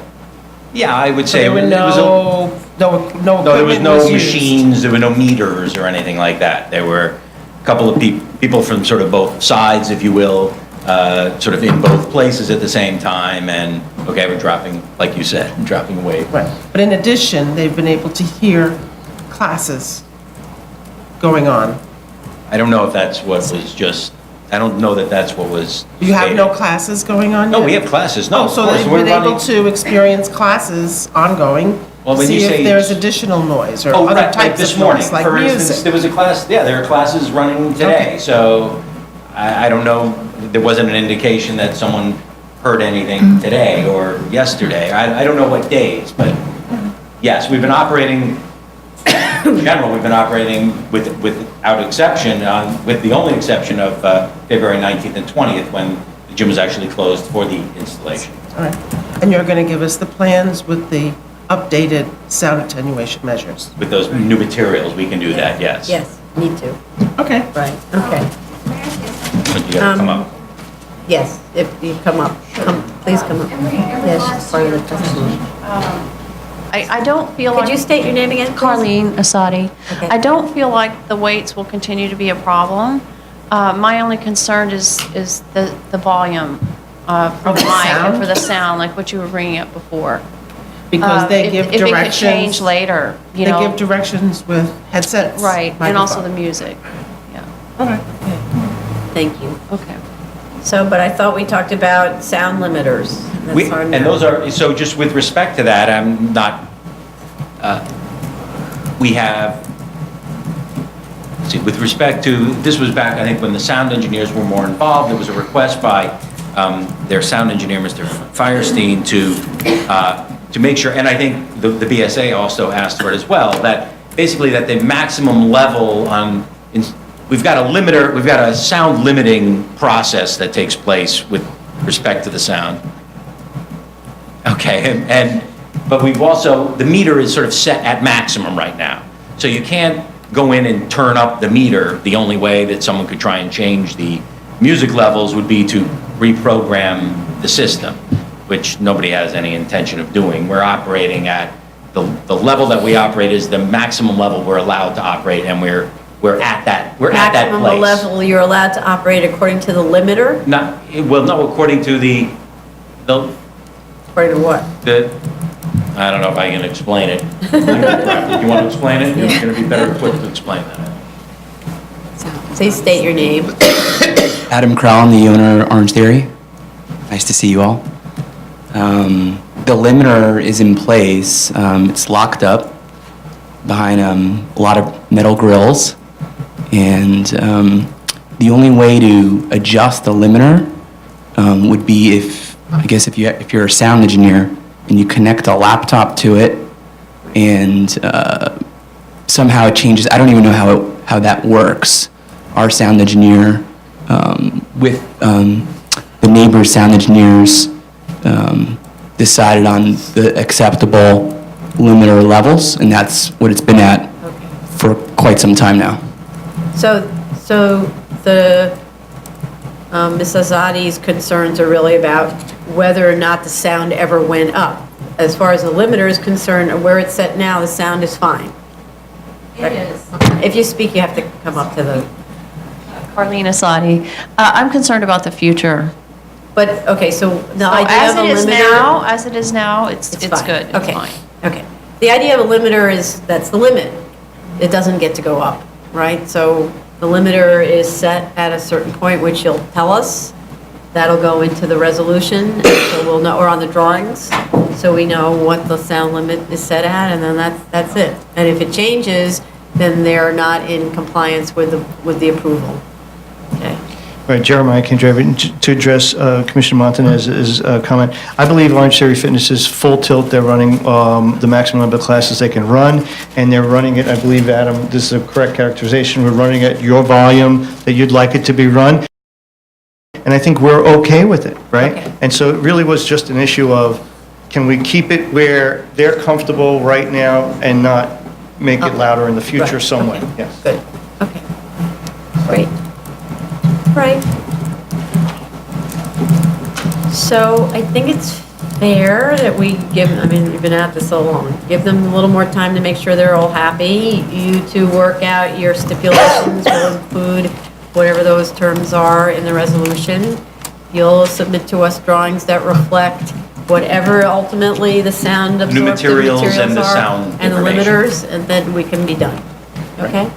The question is, can we close based on that? Can we close? Yeah, okay. So for a motion to close based on all that. Chair Perlmutter? Aye. Vice Chair Hinkson? Aye. Commissioner Montanez? Aye. Commissioner Otley Brown? Aye. Commissioner Chandler? Aye. And what do you think about timing? Well, I don't need much time to make those changes to the plan.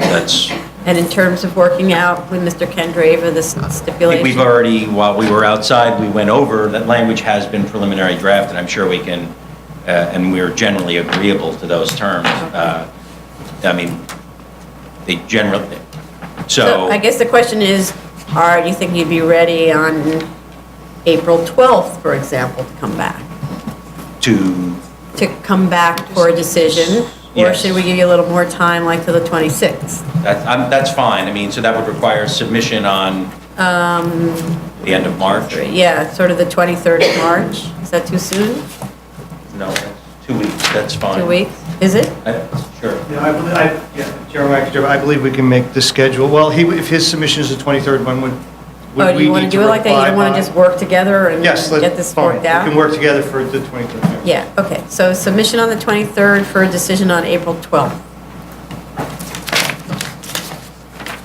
Okay, well, Item number 23, 318 14BZ, 1672, 1680, 86th Street, Brooklyn. Good afternoon, John Roan appearing on behalf of the applicant. I'd like to comment on some of the remarks that were made yesterday.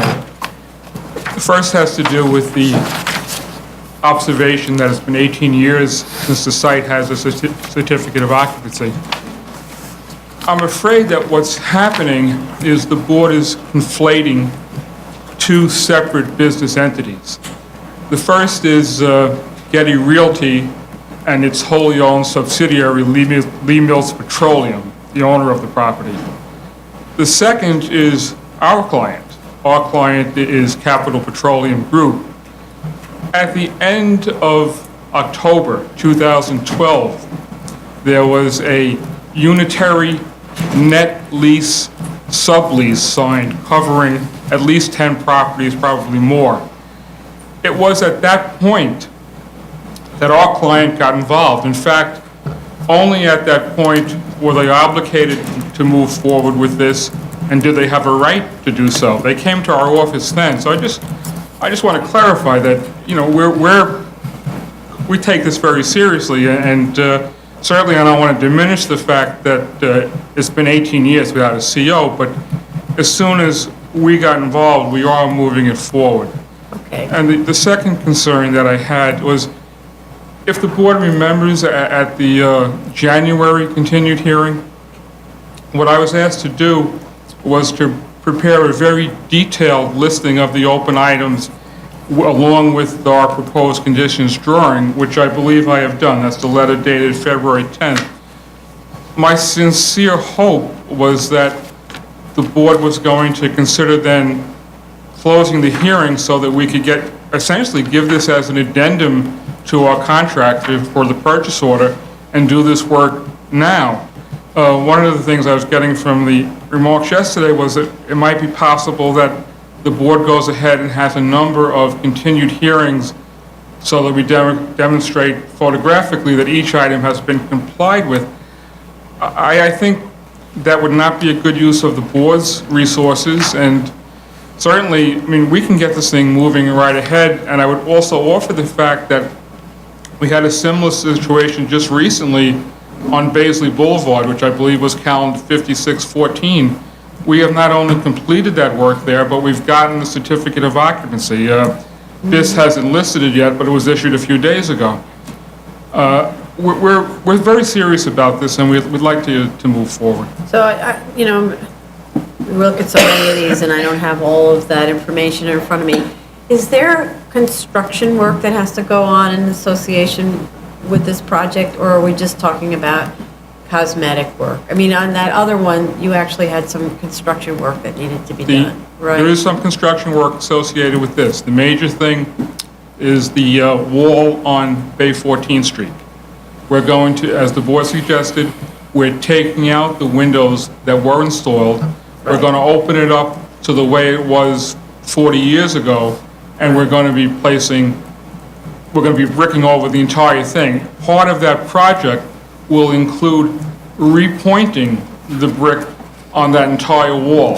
So eventually what you're going to have there, and I say eventually, I mean within the next couple of months, is that entire wall painted white, Right. looking very So nice. that's not what I meant by construction, that's repair work, actually, right?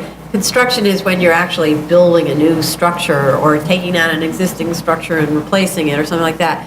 Everything that I see on our list is basically cosmetic. It's landscaping, it's fences, and it's stuccoing. Yes, I just didn't want to yes, that's okay. exactly true. I just didn't want to mislead you. I wanted to make sure we understood what was taking place on the wall. That's- Right. So I think kind of consistent with the way we've operated with all of these other sites, when it's just that kind of cosmetic work, which includes landscaping, and the weather is perfect to do the work right now, given that we might not see you again for a very long time, hopefully, right? It's better to get the site in tip-top shape, then you go off and prosper, and then we see you in 10 years, okay. you know? No, my intention was that the work would begin now. Okay. I'd like to get an improved drawing in hand so I can give it to the contractor. The work will be done, start in a couple of weeks, and then we can monitor it and probably have it all done by the end of May. But if why not sooner. can't that work be done prior to approval? It's not, none of this work requires an alt one or anything Actually, like that. it was the board that had suggested that we wait until we had the approved drawing in hand so that we can do all of the work. I mean, I have no problem beginning this work.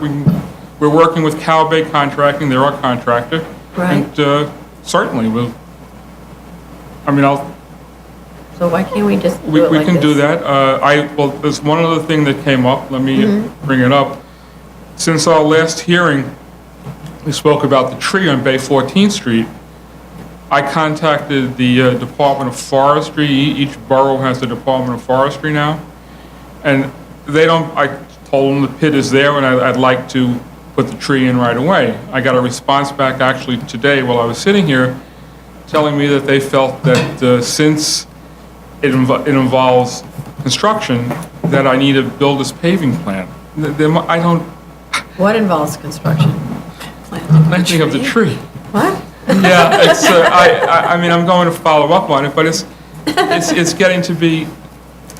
In the past, sometimes if you just went to the community board and asked for a tree, the community board would get you on a list and they would just... Actually, that's what I did. And I asked if I could circumvent this process of having to file a building paving plan. Yeah. And they said, we have no authority to do that, you have to deal with forestry.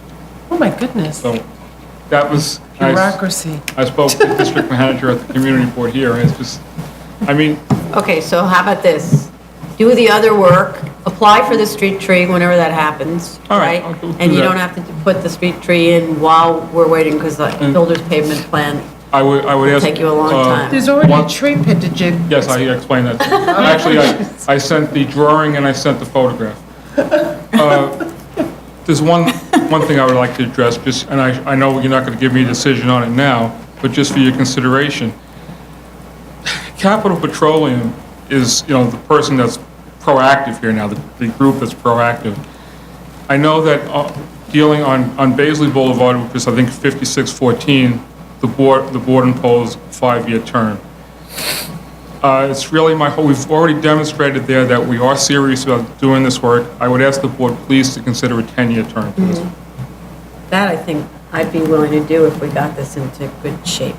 All right. Okay, so that helps facilitate a longer term, right? So, okay. All right, so we could just give you a lot of time we could actually, we need you to submit proof that all this work was done. Yes. Right? But I think, since we're not negotiating what it is, we could close it and you just submit the proof that all the work was done. And whatever you've done up to that point with the street tree in terms of getting that approved. And so we could give you, say, 3 months to do the work? Is that Certainly. good? Okay, are there any speakers on this? Okay, so 3 months to do it would be March, April.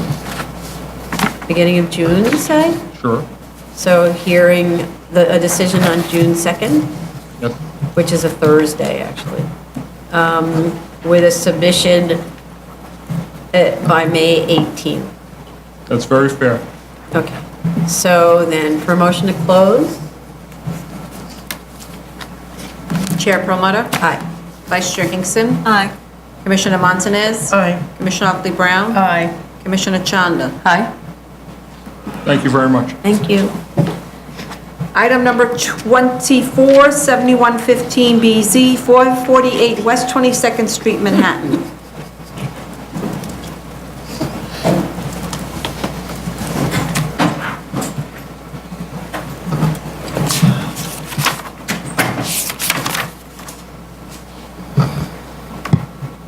Good afternoon, Madam Chair, Commissioners. I'm Carol Rosenthal, member of Fried, Frank, Harris, Shriver, and Jacobson, and I represent the applicant for this matter. We attended the review session yesterday, and we appreciate very much the time and attention of the board and would like to address the questions that were raised yesterday. We have here today one of our architects, Gloria Slice of SCLE, to discuss the top of the building, and Jack Freeman is here to discuss the financial questions that were asked yesterday as well. I also note, as requested at the last hearing, we had done a soft site analysis reviewing sites in the entire West Chelsea district with similar conditions, that is, the split between the M district and the C district. And the chair referenced our results yesterday, which you all had. There was a question about one of the lots. It was Lot 11, Block 692. That is the David Zorner Gallery and Office, which was a site purchased in March of 2010 from a family, I guess, who had held it since the early 80s, and then it was developed and in operation beginning in 2013. That gallery is a major operation with offices here in London and includes among its roster Jeff Koons, Richard Serra, Donald Judd. That is a situation where you have an owner who's also the operator of the space and was not looking at necessarily the feasibility of his site, but more a place to operate his very successful business. We included it as a soft site because it's technically less than 60% developed at the floor area, but in another sense, it wasn't a soft site because it's fully developed and being utilized by an institutional user. It's like a two-story building, Zorner? It's more like four. Yeah, there's a ground floor gallery, and then they have their offices above. So I'm going to now ask Gloria Glass to come up and talk about the question that was raised yesterday about the bulkhead at the top. Gloria?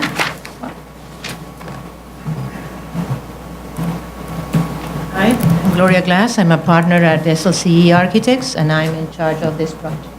And I understand that yesterday there was a question of why we have such a tall bulkhead on top of the 250 feet allowed for the building. The answer is technical, and it's related to the first fact is that the bulkhead, we have the elevators stop at the roof level. So above the roof, above the stop of the bulkhead, then there is the overrun, and then there is the elevator machine room. All these pieces composed together give us 30 feet in height, and that is why the bulkhead is giving us this height. In the bulkhead also, and I can show you the technical drawings of this, we are allowing space on the side of the elevators. Once we have this height, we're allowing space for the tank, the water tank, and some fans are located in the same area. So that is a response on why the bulkhead has this height. Do you have a section there that shows it?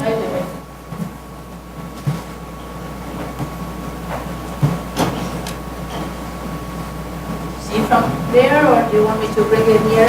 I think we can see it if we give given a chance. So there are two sections here. Ms. Glass, you have to take the microphone with you since your voice doesn't carry. Sorry. Just to lift it up. So in this drawing, there are two sections on the same page. One is perpendicular and one is vertical, but this one is the one that clarifies the situation of the bulkhead. This is the level of the terrace, This is the maximum height of the building. There's where the elevator stops, the last stop of the elevator. This is the overrun, and that's the elevator machine room. Why is the elevator stopping at the terrace? Isn't that a private terrace? Yes, it's a private terrace. We are suggesting that the elevators stop in this level for comfort of the use of this terrace. But isn't that the terrace that's used by the duplex? That's correct. Duplex owner That's the below? terrace that's used by the duplex So, apartment. but that's not a devoted elevator for that user? No, but it's the elevators in the building, and they stop at that level so they can have access to their own terrace. But that's not really a practical, you don't leave your apartment to go to your terrace. That means you go out into the public elevator. You're not like in your bathing suit in that elevator. In theory, what happens is that the top floors, right, all the area belongs to the same apartment. So the Right. public corridor belongs to the same apartment. The elevators do not, and the stairs do not. But it's a... But you wouldn't get in that elevator in your bathing suit, because I might be on the floor below and decide to go up, to go down, because that's just, right? It's not a private elevator. It's not a private elevator, And you're I would- absolutely sure. It's not a private elevator. It's And in the something- interest of lowering the bulkhead, which is very high, you could have, if you really wanted an elevator to that level, you could have your own personal stop elevator at that level. Because I think what you're doing is you're creating such a used bulkhead for the benefit of one occupant, so that maybe on the off chance that they take an elevator to their roof, to their personal roof. So I'd suggest that that's not necessary. It's not, I agree, it's not necessary. It's something that we thought that it was going to be a comfort for that apartment, that they could move food, furniture, etc. It's a keyed elevator in that floor. Sorry? It's a keyed elevator, right? So to access the terrace, you would have to have your own key or your fob. This time is not the time. Right, but it's still, for its impact on the profile of the whole building for one resident. Yeah, you're And right. I know that I've seen this in lots of other buildings, where when you want access to that roof area, so as to keep the bulkhead down lower, you have a separate, if you really wanted, a separate interior elevator in the unit, if you really care, because most of the time you don't I have think that. that with the reduction in the floor area that we've done in the top floors, we don't have any other space to put in an additional elevator. I wouldn't recommend that. Also, there are two elevators. There's no need for both the elevators to go to the roof. No, there's no need, but the height would be the same, right? Yeah, because- Once that you have one, the other, the height of the overrun and the elevator machine would be the same. It wouldn't make sense to have it separated. That, and yet another reason why I don't think, to service this one unit, you've got two elevator bulkheads continuing up to add another, or whatever that is, 13 feet to the height. Yes, it is correct. It's something that we thought that it was going to enhance the apartment. If there was a handicapped person, would allow for handicap access. It would allow to bring food, for instance, from one floor to the other, furniture, to move furniture. So would it be needed by any of the building maintenance management to go to the roof for roof repair or anything? Would they need to access it? It's not totally necessary. The majority of the buildings that have roof equipment, they just use the stairs. Yeah. It's good, right? It's good to have it, but it's not absolutely necessary. Okay, so I would prefer to see the bulkhead less prominent, so, because it's, for me, I was always taught in architecture school, if the section doesn't look good, you have a problem with your design. So I think that section has a problem, that one section, that one, yeah. So by bringing the bulkhead down, you're improving that section somewhat.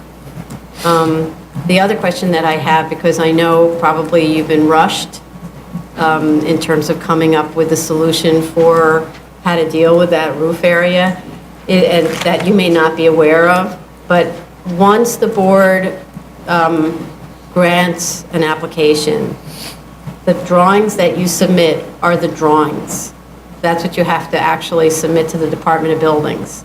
So if you change the profile of the building, you have to come back to the board. And if the change is material, which it normally would be if it's affecting the exterior form of the building, you have to come back to the hearing process. So I want to caution you that that needs to be the design you want to live with. I know that you questioned that. Okay. I went back and discussed it with my client. I showed him all the options on how we could have the recess done on the top floor, which we had done before, as a matter of fact. And I still think that I prefer this location, as well as my client. The location of setback. the L, of the setback, that they're all collected in one spot as opposed to... That's. I think that we agreed that that's the best location. We studied several. We have several back there. All of them were giving us apartments or design apartments that were not as effective as this one. And I think that this one it's going to be good. It's going to be good for the building. It's going to give something interesting in that area also. I think that we could do a good design with this. Okay. Any other questions for the architect? Oh, thank you very much. I'm going to ask Jack Freeman to come up now to answer the questions on the financials from yesterday.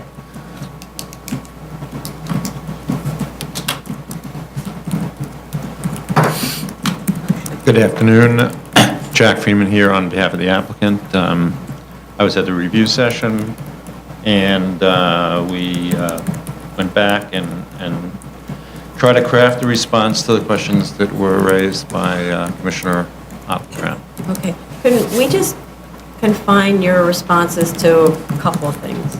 Sure. One is the subject of the three-bedroom units, which you say are, no longer desirable in the marketplace, and the response, the concern that perhaps that report from Corcoran is only picking up a 1/4 analysis from 2015, or 2/4, where people aren't shopping that much because it's winter. I think a lot of the questions were about the three-bedroom apartments, almost all of them. So the answer to that is that, in fact, the marketplace is adjusting to the fact that the demand for three-bedroom apartments and larger apartments has diminished. We know of developments that are reducing the number of three bedrooms, converting them into two-bedroom apartments for just that reason.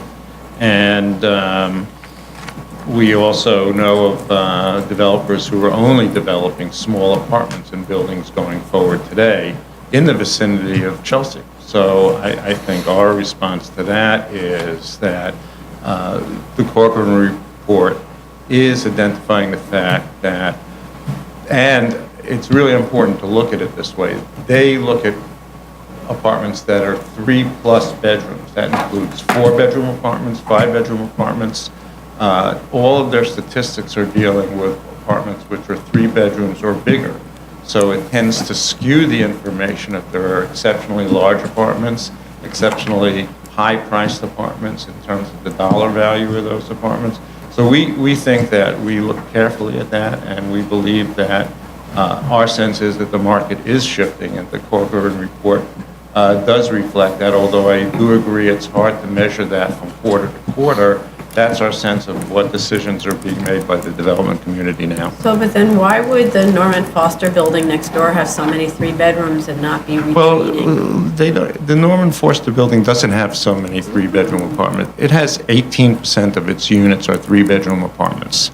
So that's out of 44 So it has apartments. 8. How many does it have? It has 8 3-bedroom apartments in a 44-unit building. So that's only 18%. It doesn't have so many 3-bedroom apartments. We looked at that as in comparison to ours, and I will point out that their 3-bedroom apartments are around 3,860 square feet, and we only have a 2,600 square foot floor plate. So the value of the apartments is not simply a matter of the fact that they're 3 versus 2. It has to do with the characteristics of that building, the size of those units, and other features. I think we worked real hard to try and price apartments on a unit-by-unit basis And, at some point, you get to an apples and oranges comparison. When you look at a building that has 8 three-bedroom apartments, and those apartments are all average around 3,860 square feet, we looked at our building, and we looked at the prices on our building, and our three-bedroom apartments are priced relatively the same as the three-bedroom apartments on a dollar per square foot basis in the Norman Foster building. How many 3 bedrooms do you have? 3. 3? Yeah, we have 3 bedrooms.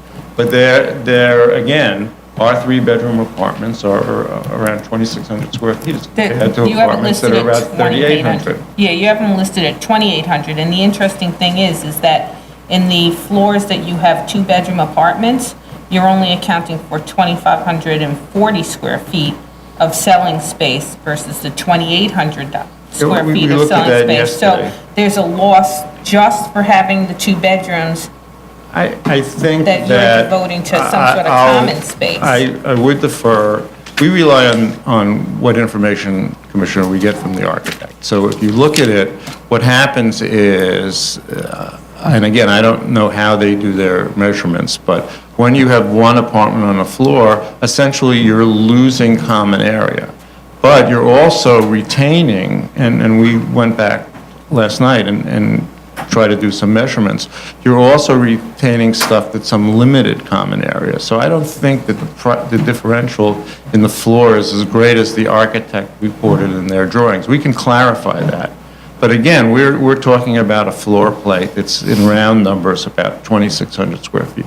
We're talking about pricing of 3-bedroom apartments in ours, which is very consistent in our LV5 scheme with both the Norman Foster building on a dollars per square foot basis and also the building on 11th Avenue. In other words, our 3-bedroom, the average for 3 bedrooms is $26.25 per square foot, and the average for 2 bedrooms is $24.52. In the Foster building, the average 2-bedroom condo is about $2,500 a square foot. So we're above that on ours, and the average price for the 3-bedroom is $2,543 per square foot, and we have our 3 bedrooms at $2,625. So I think we put a lot of effort into trying to price these apartments on an apartment-by-apartment basis, and we're quite consistent with what we think are slightly better buildings. The 11th Avenue building you mentioned, all of those are duplex apartments.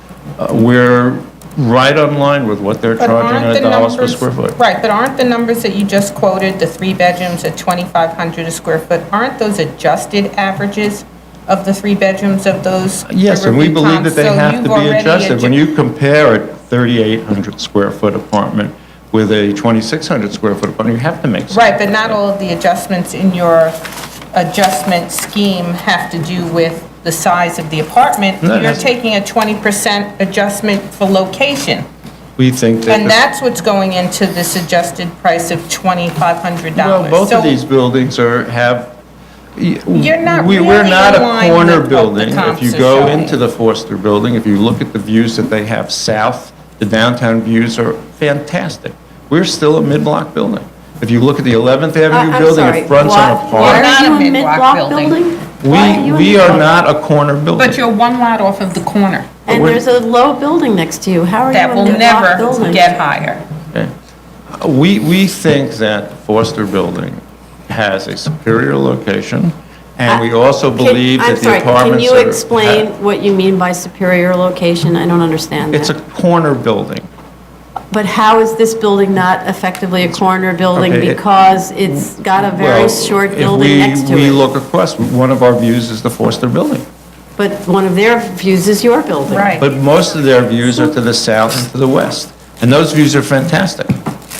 And But what about your northern You views have and north your western and west, views? and they're beautiful. That's what I'm not understanding. It doesn't make real logical sense. You're looking over a short building, so it's as if it's not even there.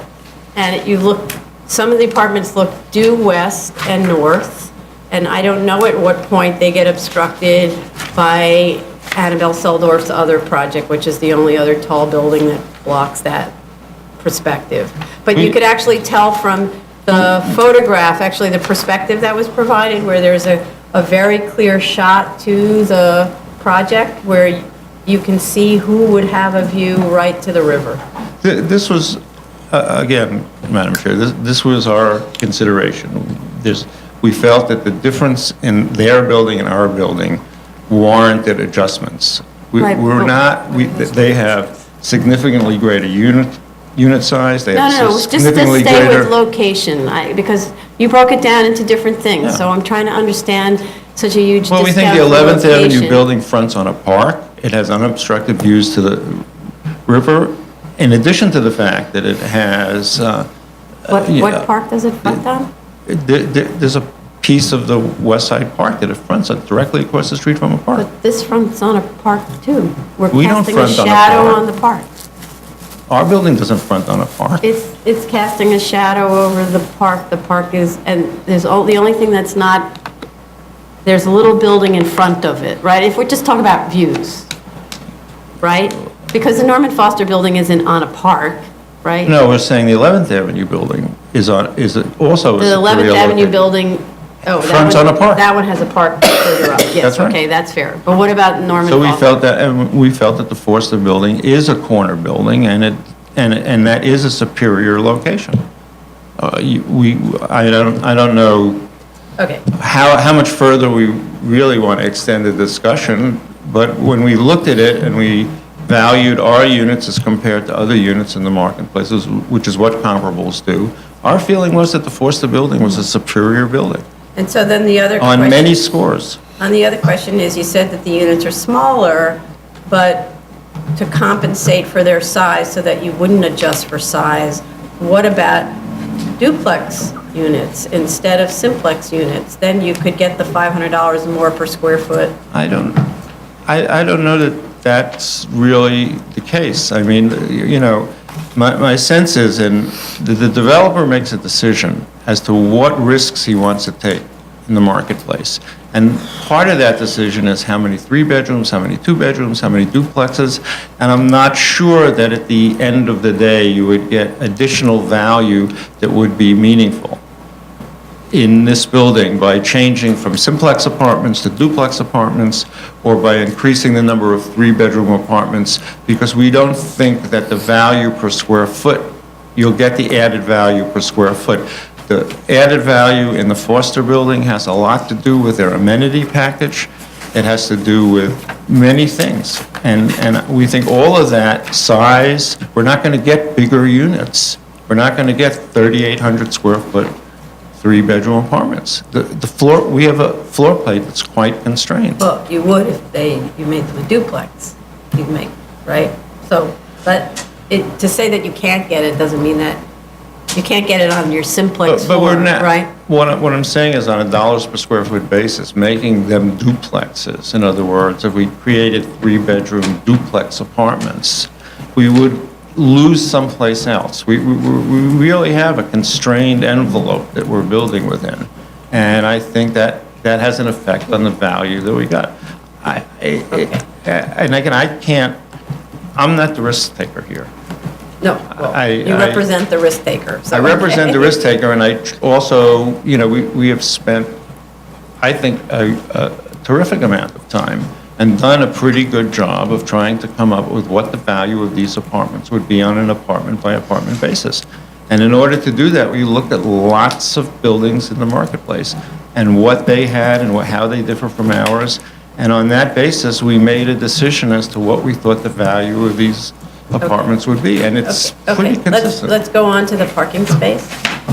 So, okay.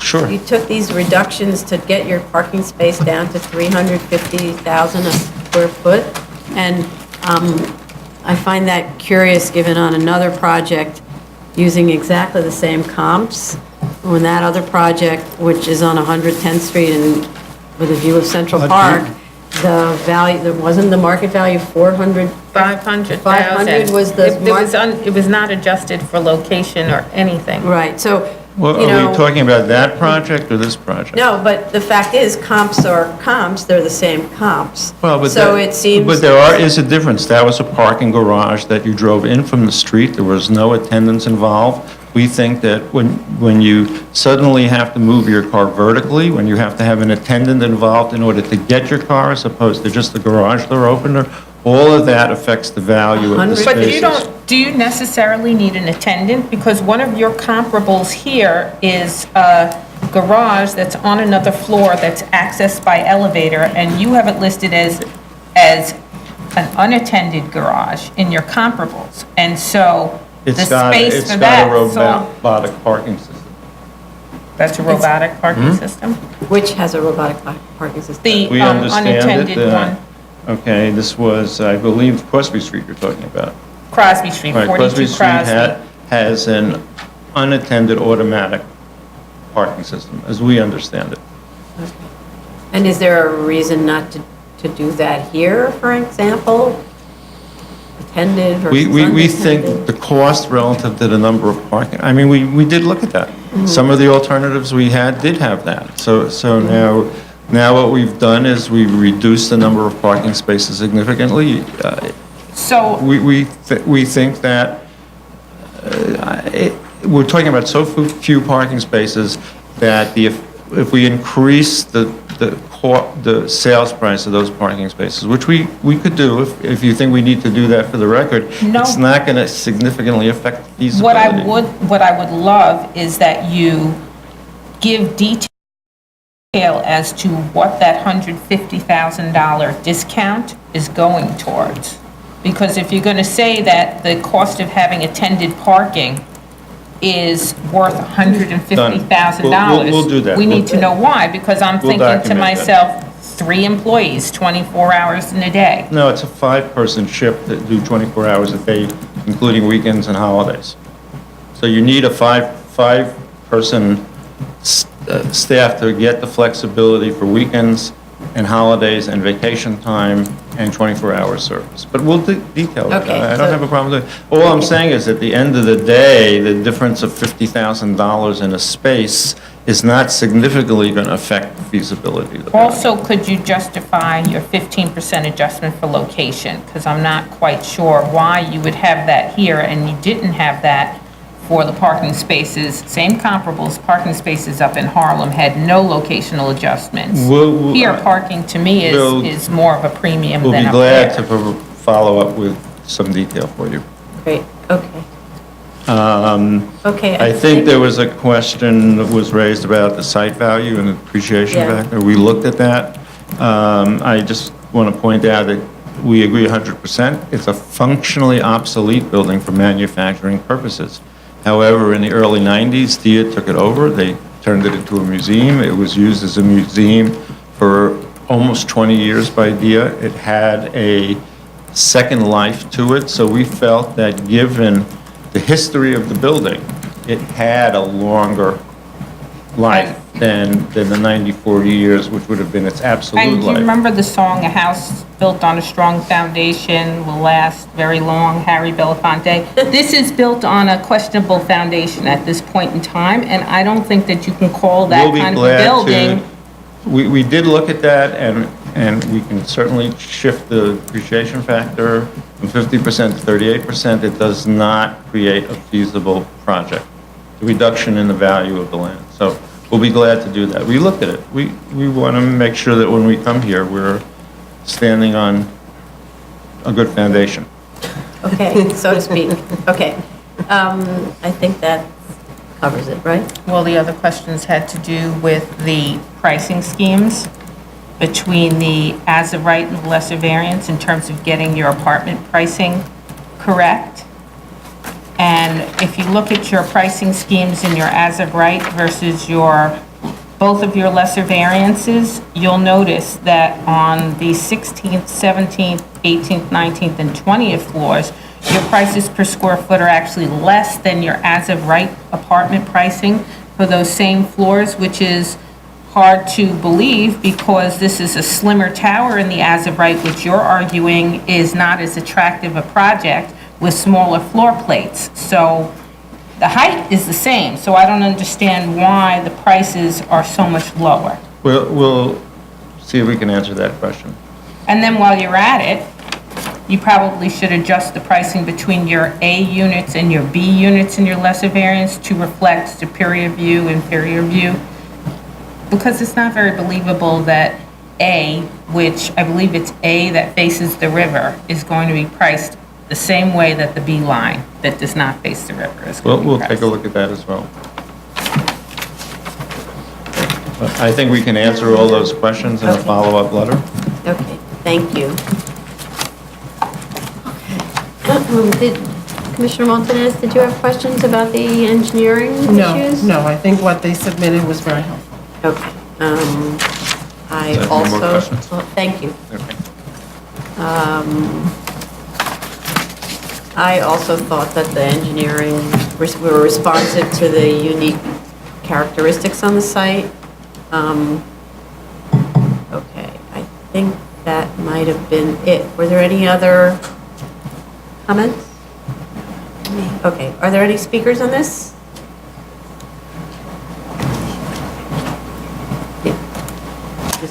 Afternoon, Commissioners. Douglas Woodward for the opposition, including 551 West 21st Street, the Norman Foster Building.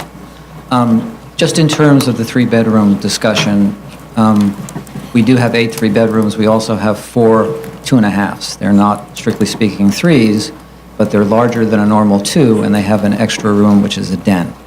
Can't be legally converted to a third bedroom, but we thought that there was enough demand for something sized above 2 that we'd include that in as well. So we have 12 that are larger than 2 bedrooms. So we've spoken a lot about the A and B findings. I thought I'd focus a little bit on the C finding, which has not been as discussed, the neighborhood character finding.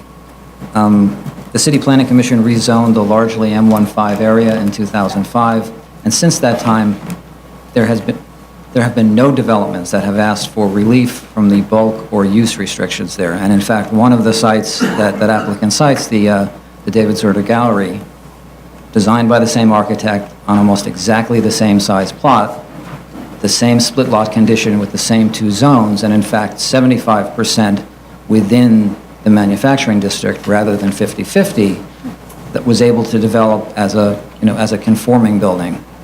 Didn't need residential relief, did not need heightened setback. But you're talking about the David Werner building that's 4 stories Right, exactly. for an owner-user. For an owner-user, Isn't that a different economic model? probably a different economic model, but the conditions, the baseline conditions for the split lot were exactly the same. But it's for an owner-user, different economic model, 4 stories, different issues. Yes, No matter granted. what the subsurface conditions in the split Right. lot are, right? Yes, granted. So I don't think comparable.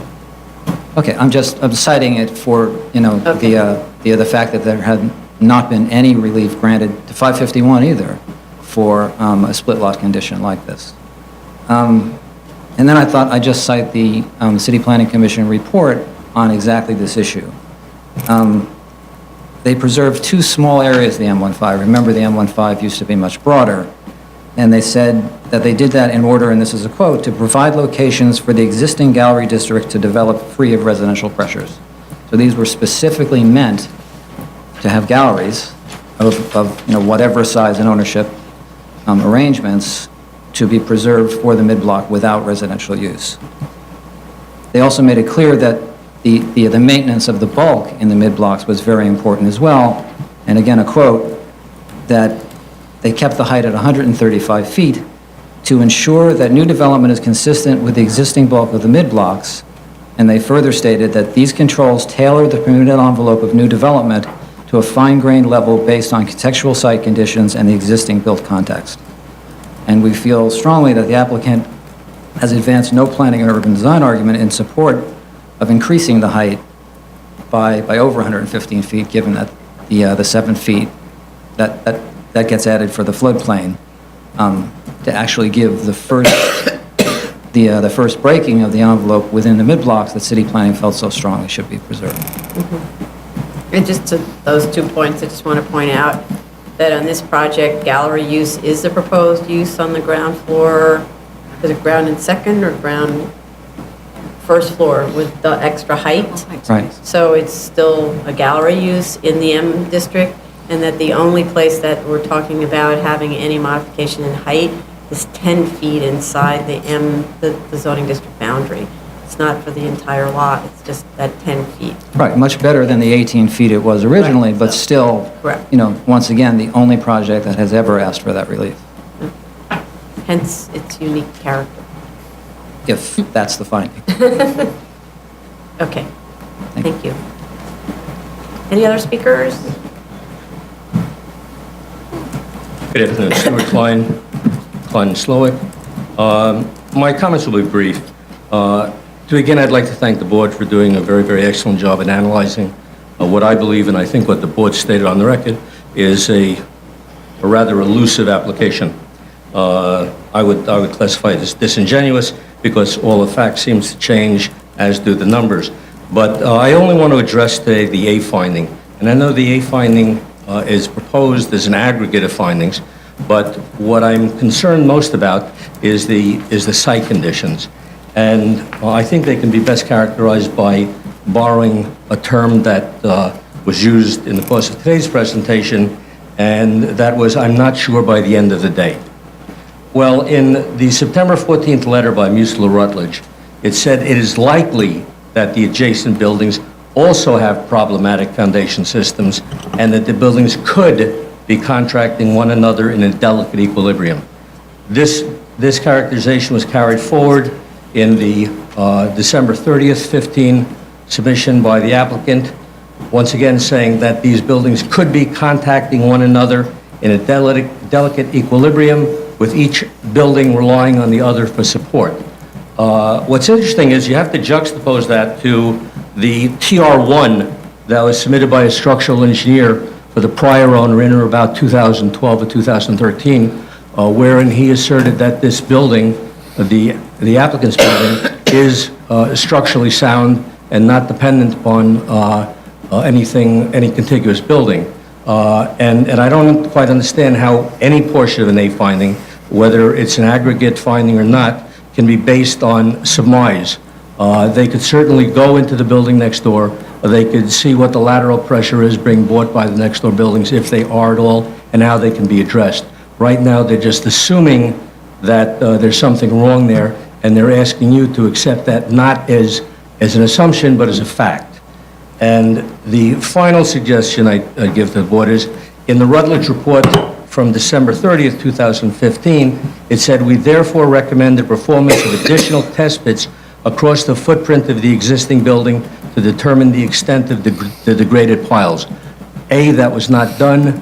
B, the test pits that were done consist in total of approximately 75 square feet on a 10,000 square foot lot, which doesn't even conform to the test pit requirements in the building code, which is either 1,600 square feet or 2,500 square feet, depending upon the foundation you're going to be using. So once again, part of this, the A finding, is this revolves around the question of subsurface conditions and lateral conditions, and neither of them have been inspected with any scientific inquiry so as to assert them as fact, as opposed to mere assumptions. And I suggest, strongly urge, or respectfully suggest, that the board consider that, and I don't think a variance can be based on wishful thinking or statements like, "I'm not sure by the end of the day." I think that's inappropriate, and otherwise, I think the board has done an absolutely brilliant job in looking at this. Thank you. Where did it say, "I'm not sure by the end of the day"? Jack Friedman used that term in his presentation. Oh, but he's not the engineer.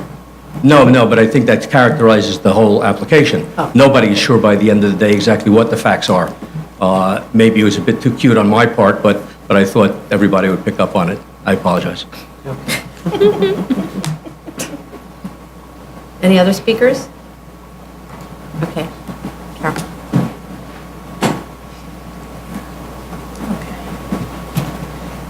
Okay, so I think it would be wise to respond to any of opposition's comments. And also for Mr. Freeman to submit his responses to the questions. And for the bulkhead to be lowered. I spoke to my client. We will look at that, and we think we can do something there. Okay, and you want to add something? No?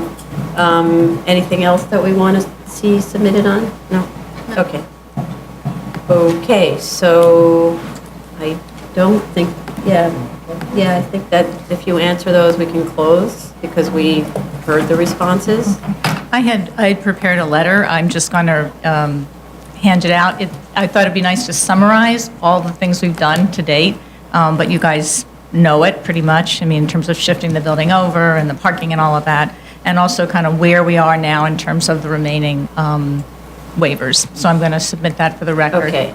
Yeah, you should clarify clearly, to be redundant, what the waivers are and yeah, what it is that the board needs to look at, right? So we talked about the height, we talked about moving the floor area across district boundary line, and of course, the use. Right. Okay? What? Something. Okay. Something. Okay. So for a motion to close, everyone's okay? Yes, Motion to close? Chair Perlmutter? Aye. Vice Chair Hinkson? Aye. Commissioner Montanez? Aye. Commissioner Otley Brown? Aye. Commissioner Chanda? Aye. Okay, so then you're going to submit those responses? Right, we're going to submit responses and the revised bulkhead plan and Jack Freeman's responses as well. Correct. So when can you do that by? I think we could do that in 2-3 weeks. Okay. So if you could submit that by... What? So the 26th? Yeah, okay, so for a decision on the 26th of April, a submission, well, let's see, opposition, even though we closed, they do get their day. Okay, so let's go backwards. If you could submit in 3 weeks, 1, 2, 3, so that's the 30th of March. Okay. And opposition gets 2 weeks, the 13th of April. And then, do you want to I respond think I to them? would, because this is the final record. We'd like a week to respond. Yeah, you should. Okay, so do you want 1 week or 2? One should One be should be good. sufficient. Will that do it? Can you submit on the 20th of April then? So it's just a week, 13th to the 20th? Yes, I believe it can, yes. Okay, and then that means, really, it would be the 17th of May for decision. Is there something between April 26th and May 17th? There's the 3rd, but then we have to move everything back. Or you have to submit faster.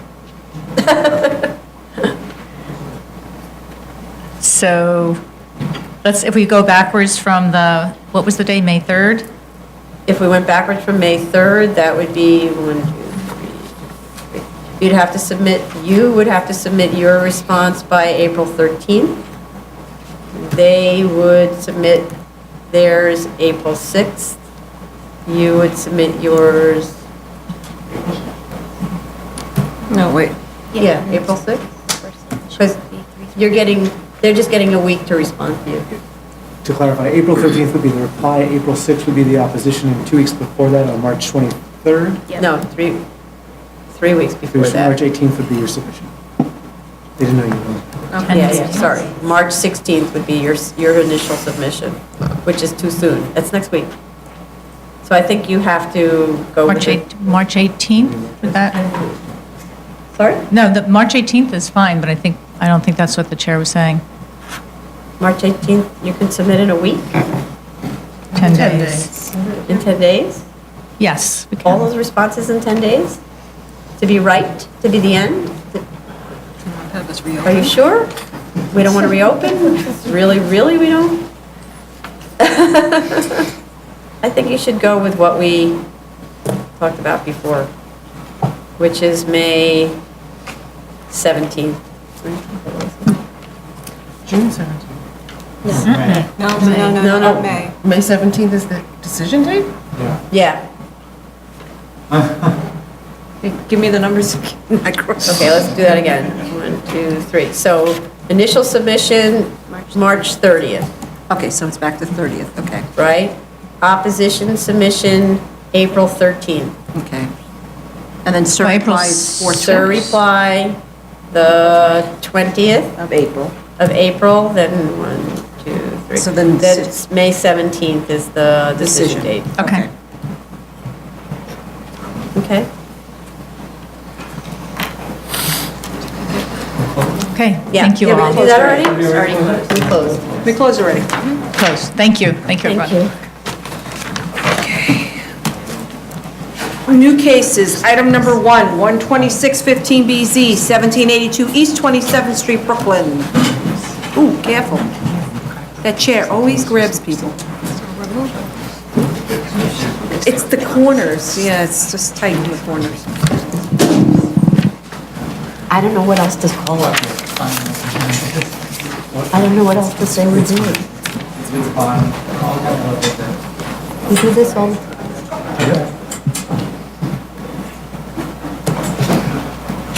Good afternoon, everybody. My name is Hillary Atzerodt from the office of Sheldon Lavelle. On behalf of the owners of the premises, I also have Mike Just, the architect on the project, here today. Our office attended the review session yesterday, and we would like to address some of the concerns of the commissioners and of the board. I think that the largest concerns seem to be focused on the rear yard and the extension into the rear yard. It is true that there is an extension that was not done by the current owners, but by prior owners many, many years back, that was not approved by the Department of Buildings, and it does encroach into the rear yard. Currently, there is only a 19 3/4 foot rear yard. The reason that there was not a zoning objection obtained at DOB for that rear yard is because it is actually being reduced, so it was, we were not considering it as an enlargement, as the illegal portion of the building is actually going to be removed under this proposal, and thus would fall within the permitted range under 73-622 for a rear yard, but we will go back and correct that issue Right. now that it has been addressed. Okay, so it's clear, it's illegal when they built it, illegal today, illegal tomorrow, needs to go away, right? And then you start off with whatever's legal, and then you come and you ask for waivers of what it is that you want to do, right? Understood. So, okay. Can you get us better Sanborns? Because when I look at the Sanborns, the digital copies, I can't read what in the world is on that site, on the map in terms of what's in the rear. It's just completely illegible. Sure, we have the copies that we received from the company as well, so we... What does it say, 2-story? Because it doesn't... Yes. It's not actually even in the shape of what's there. The maps that were submitted were the clips of the PDFs that we put all on one page for your convenience, so it can be seen over time, but we'd be happy to submit the original maps as No, well. you gave us the maps, but they're just hard to see. Sure. So you can see there's a little blob in the front, but you can't see what the blob says. Digital version. Yeah. And there's not really a shape. There's some writing in the rear. Yeah. But I don't know what the writing says, and there's no shape for what was added in the back. So I don't really think it's very conclusive in terms of when it was constructed. And Right. can you also get us a legal conditions plan, so we'll Yeah. have a baseline to Sure. look at the enlargement from? Right. So that's the thing. So the rear yard addition is not legal. So we need to know what was the lot coverage, what were the yards, all that stuff absent the rear extension. And we need more on that front to establish that that was an existing condition in 1961. Okay. And also, this one has a porch in the front. Is that the one? Is that what you're saying, that there was an existing condition in 1961? No. No. No, Oh, no, I no. thought that's what you just said. No, I'm saying to give us the legal conditions. What was there legally in 1961, and that's what you're measuring based on. Okay. Yes. And And the architect, Mike Just, did do the calculation of what the lot coverage was without the extension, and it is 0.30 to answer that question. And we will also be resubmitting plans that have a key that was a bit darker. I know that that was a comment as well, so we're going back through the plans and updating all of the Yes, keys. yeah, So that's that, very difficult. I apologize for that. I did notice that on the PDF, it did come out much lighter than on the actual plan, so we're going to go back and correct the key on the plan so that it's clearer in the PDF copies. Additionally, as to the comment about the three-piece bath in the bath in the cellar, that plan was based off of Building Bulletin 2011-10, and we have a copy of that Building Bulletin that we will submit as well. It is in compliance with the conditions set forth in that bulletin, which is why the three-piece bath was included. Mr. Just will be able to speak more to that portion of the building. As to the community board's concern that this building is being used as a synagogue, that is not the case. That was one allegation that came up by a neighbor at the community board about how the premises was being used. And it is not being used as a synagogue. Rabbi Hendel has actually come under contract to purchase a synagogue. So there's no synagogue activities occurring at this site. That's the owner of this lot? Yes, Rabbi Hendel and his wife are the owner of the site. They know that there is to be no synagogue activity there. If there was never any synagogue activity there other than private prayer services amongst their family and friends. They have a very large family, which is one of the reasons they're requesting this special permit to enlarge their home. So that is understood and expected as a condition if a resolution is granted. And then as to the rear yard study, the total number of buildings in the sample is 54 homes on that block, which were included in the study. And while the rear yard at this site, even with the current conditions, with the 19-foot rear yard, there are homes that do have even less of a rear yard. They are farther down the block. There's one that has an 18-foot rear yard, which we would like to note. So having a reduction to 21 feet from the 19 feet would be somewhat more in compliance with the surrounding homes in the neighborhood and the character. I did have a question as to the what is existing versus what is proposed comment from yesterday. I think that was in regard to the key on the map, but it was at a separate time in the tape. So I did want to confirm if there was anything. Also, I don't know if you should consider the illegal construction as part of the existing. Yes. I think that should be completely disregarded. You don't know how that was constructed. You had no permits, no plans. And I would like to stress that under the proposed plans, that portion is removed. But you're counting it as part of your existing to remain. Right. Plus, you're using the side yards as if those are the side yards. As though they're legal side yards. They're legal, those are not the side yards. And that's not the legal side yard. It's like over 11 feet. Yeah. The legal side yard. There's a lot of assumptions being made here that are not based on, they're not accurate. So just also in terms of the rear yard study, all of the yards surrounding the house in very far up and down the block are complying rear yards. So don't know what the argument is that you should be allowed to reduce the size of this yard in a way so far in excess of everybody else's. So you have to make a persuasive argument, and I don't know what it is. If you do go further down the block towards Quentin Road, the houses along Quentin Road have side yards which are closer to the proposed side yards. Not side yards. Rear yards, yes, the rear yards. They're really far away from this site. So the impact on the neighborhood character is on yards that are right around the house, right? They're not down the block or across the street or whatever it is. They're within a reasonable distance of this site because that's how the neighborhood feels the impact, not from way over there. I would like to bring up the fact that at the community board, the neighbor actually expressed support for this enlargement.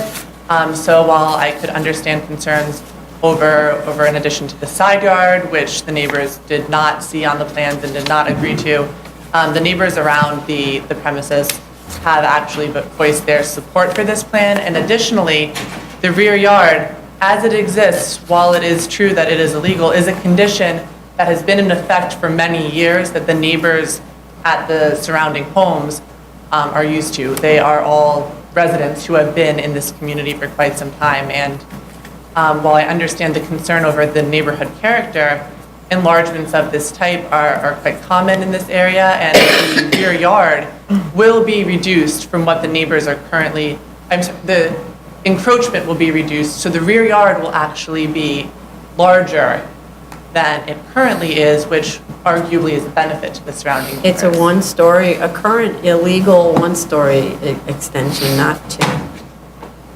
right? And what the board has looked at is garages, for example, which you do have that back up against the yards, where a one-story, which fill up the yards to a large extent. The board has looked at one-story extensions that obstruct the rear yard, but not two, where there isn't an environment of two-story extensions in the immediate area of the house. So, and then, yeah, so can you talk about why there are so many sinks in the house? Or maybe we need the architect to do that? That is something that the architect would have to speak to. I am. Okay, yeah. They do have 10 children, so there is a need for many baths. There's only one very famous house in architecture that has a lot of sinks, and if the architect knows his architectural history, he knows which house I'm talking about, but otherwise, that's an unusual characteristic, which makes one curious about what is really going on in this building. Understood. Okay. Mike, would you like to speak to that condition?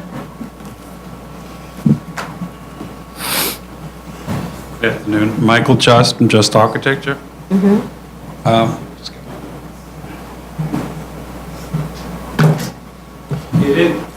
It is a custom in the Orthodox community to wash your hands prior to meals at a sink that's not in the kitchen or a bathroom. So that's why there's a lot of extra sinks on the first floor. Well, we see so many of these houses. This is the first one we've seen with how many is it? There's a whole bunch of sinks that are independent of the bathrooms. Yes. Gives one pause. Just want to see which ones you're referring to. On the ground floor. That's good, that's what you want.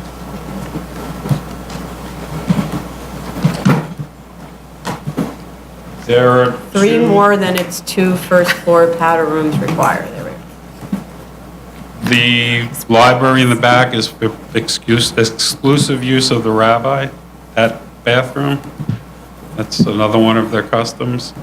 And the sink near the dining areas for the ritual sink, as well as the one outside the half bathroom near the side entrance. There's two sinks next to the bathroom? Two sinks for washing, yes. Men's and women's. Okay, we're going to make this extremely clear. If this house is used for any other purpose than a house, we can revoke the special permit. It's agree. not to be made into another use. Yes. One complaint from a neighbor is enough to bring you back here. Understood?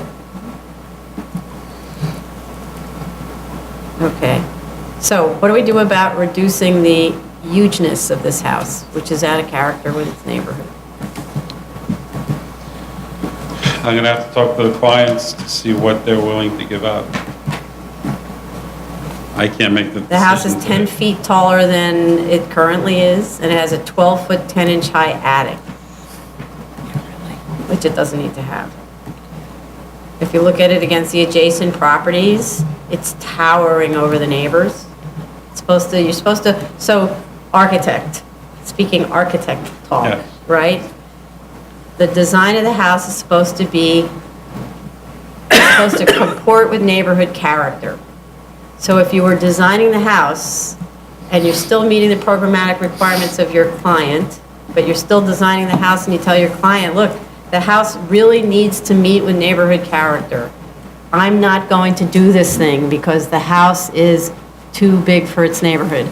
That's the instruction you're going to be giving your client as their architect who's designing it to meet their needs, okay? So, not the other way around. Okay. Okay. What else? Just that you're using some of the front landscaping beyond the property line. What about the front land? Sorry. Some of all. the calculation is beyond the property line. Okay, we'll change the calculation. And then, could you just show what the, sidewalk and planting strip and street tree conditions are? Okay. Add that to the site plan. Yes, we will. Isn't this the one where there's a porch that extends all the way to the property line? No. No? Okay. No, this porch extends out approximately 6 feet, which is a permitted obstruction in the front. It is, okay, that's what I want. Up to 6. As long as it doesn't interfere with landscape. Well, that's an existing condition, that porch. Oh, This is not okay. new. This is not new. No. But existing since when? Right?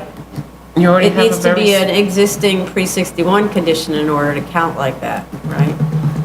Well, it's also pre-requirements for front yard planting. That definitely Okay. it is. That's a different thing. If it complied, it has to have been compliant with the zoning at the time it was legally constructed. So we'll get the 1970s tax photo showing the Okay. porch.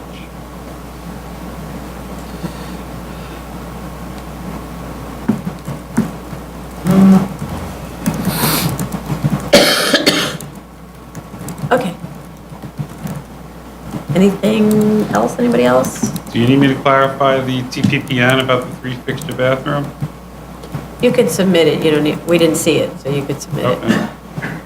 Most of the time, the reason we have concern about it is because three-piece bathrooms often turn into an apartment, in which case this should be an application for a 2-unit building, if that's even permitted in this zoning district. So we need to know what to, As part of that TPPN, they have to file a deed restriction that says they will never make it into an apartment. okay. And then the other thing is, now I need to go to a section, which I don't have handy.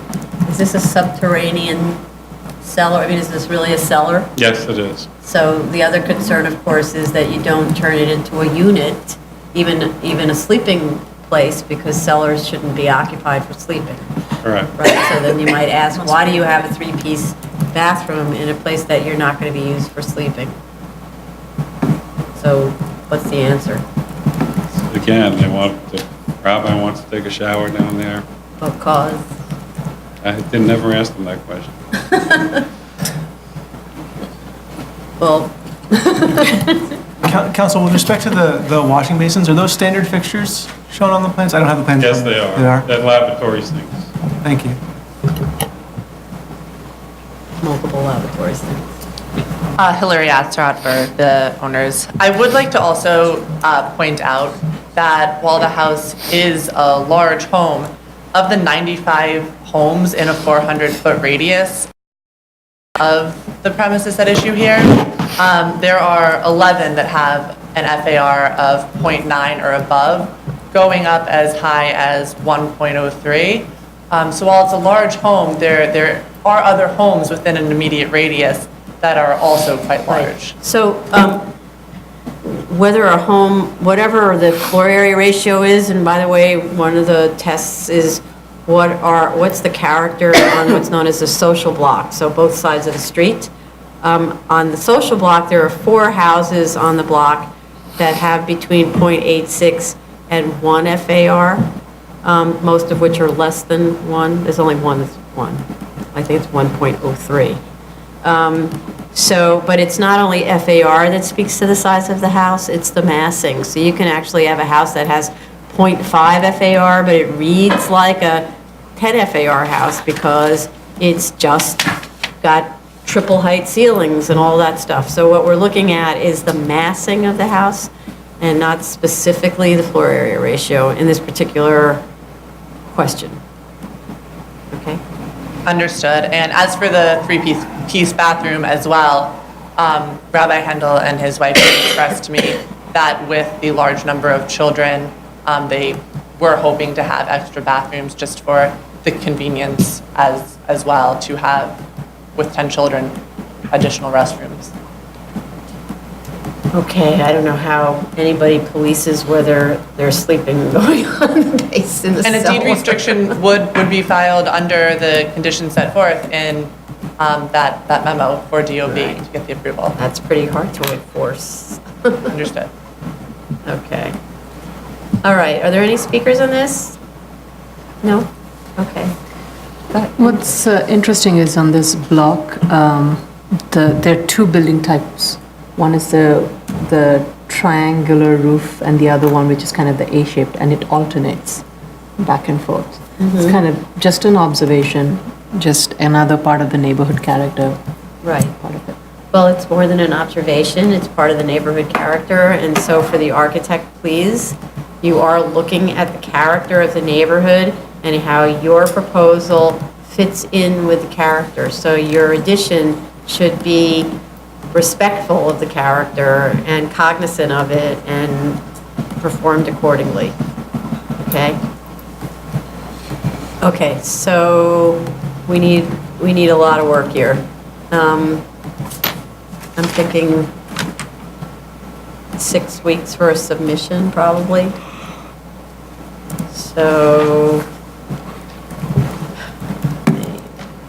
So if you, for the architect, can you submit revisions by April 13th? That's a month.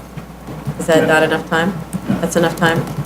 All right, so April 13th submission for a May 3rd continued hearing. Okay.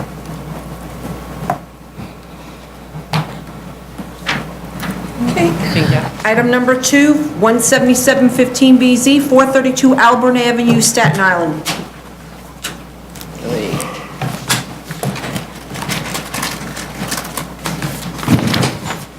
Good afternoon, Chair and Commissioners. Philip L. Rampula. I'd like to start with some of the comments that were made at yesterday's review session. Yes, amended plans were submitted to the DEC indicating a two-family dwelling. What I'm passing around right now is the site plan that was submitted to DEC because it will come up with some later questions. I heard today while I was sitting here that the DEC did review the request for the change. And in that change, the first round of objections from the DEC is they objected to the parking pad off of the back street because it increased the impervious area on the site, even though we were showing porous pavement.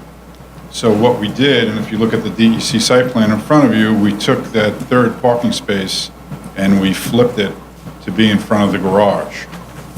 I wanted to take that third parking space. The DEC objected the same way that Commissioner Montanez noted that the end of Uncas Avenue has a guardrail and it's planted and it's got the DEC sign, and the DEC said, submit to us a BPP. We don't think you should extend that street anymore to get your curb cut in. I wanted to take that third parking space and put it actually in the front yard near the intersection of Lenovar and Alborn, but then I wouldn't have the minimum distance between curb cuts on the street. So I'm showing the third parking space in front of the garage. You'll note from the DEC plan, and I do have this on the BSA plan, that most of the house is in the adjacent area, so the DEC has been concerned with pervious versus impervious area, the amount of lot coverage, and for us to keep away from the wetland as much as possible. That leads to other comments by the board. I've attached a section of 10742. This is a corner lot. Even though Lenovar Avenue is not open and improved, we have to respect it as a corner lot. And the minimum lot size for a two-story building is 3,800, but for a three-story building is 4,750 square feet. My facts are incorrect. I put 4,500, I believe. I have to change that to 4,750 because we have a basement first and second. Basement does count as a story, and we need to increase our lot area. We do make it. But you're sure that, you said it's, what is it? I thought it's 3,800 square feet is the minimum. It is. For 3-story. If you look at 10742, under R3X, it's the second sheet that I submitted, the second sheet of the zoning resolution. 107,462? No, 42. 42. It's 4750. 4,750 for a 3-story. Oh, I see, okay. It's 3,800 for a 2-story. 2-story, okay. Welcome to South Richmond. The parking location waiver is no different in, South Richmond doesn't modify it under 25-622. It is under 25-622 that we're not allowed to have required parking between the street wall of the building, the street wall and the wall of the building. Our front yard requirement, you were correct. In an R3X district, it's 10 feet. However, 2345 states that if an open accessory off-street parking space is located within the street wall of a building containing residences, then there shall be an open area of at least 18 by... But then if you have an adjacent house that's deeper, then you It have should to be have 20 feet. So it my... really should be 20. Correct. Okay. Correct. I agree. Well, we had Okay. another case where there was a question of whether you could have parking in the open area, right? Logan Street? Yes. Oh, yeah. Oh, I think, well, for... We were waiting for... Yes. Yeah. But in any DOB case, too. this is this is a variance request, so we Okay. could waive that. Okay. That's part of what's being Well, so is requested, I theirs. think. So, right. But I think, did we get that objection? Well, I think what you're getting at is 2345 states it's not a required parking space between the street wall and the property line wall. It's saying if you have a garage door opening leading, Right.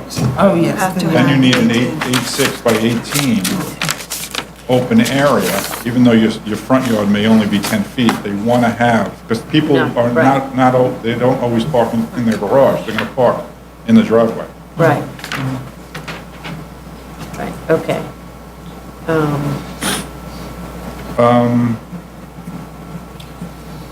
107-462. I attached a copy of that also, because on a corner lot, one side yard shall be 20 feet. Even though the South Richmond District, well, it tells you what the side yards are down in the table, but up top, it was amended in 2011, so that for a corner lot, you'd have one side yard of at least 20 feet. Right, okay. But then, one side yard shall be 20, but the other side yard Can be probably less. 5, but I only have one side yard. I am surrounded by 3 streets. Yes, okay, got it. Okay, got it. So what, in our mind, we went with what would be the minimum side yard, which would be 5. Okay.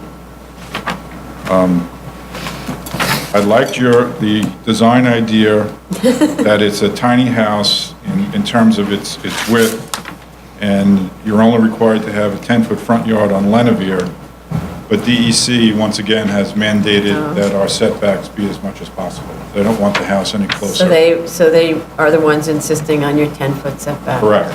In addition to that, highlighted in green is they want a hedgerow along the whole front yard.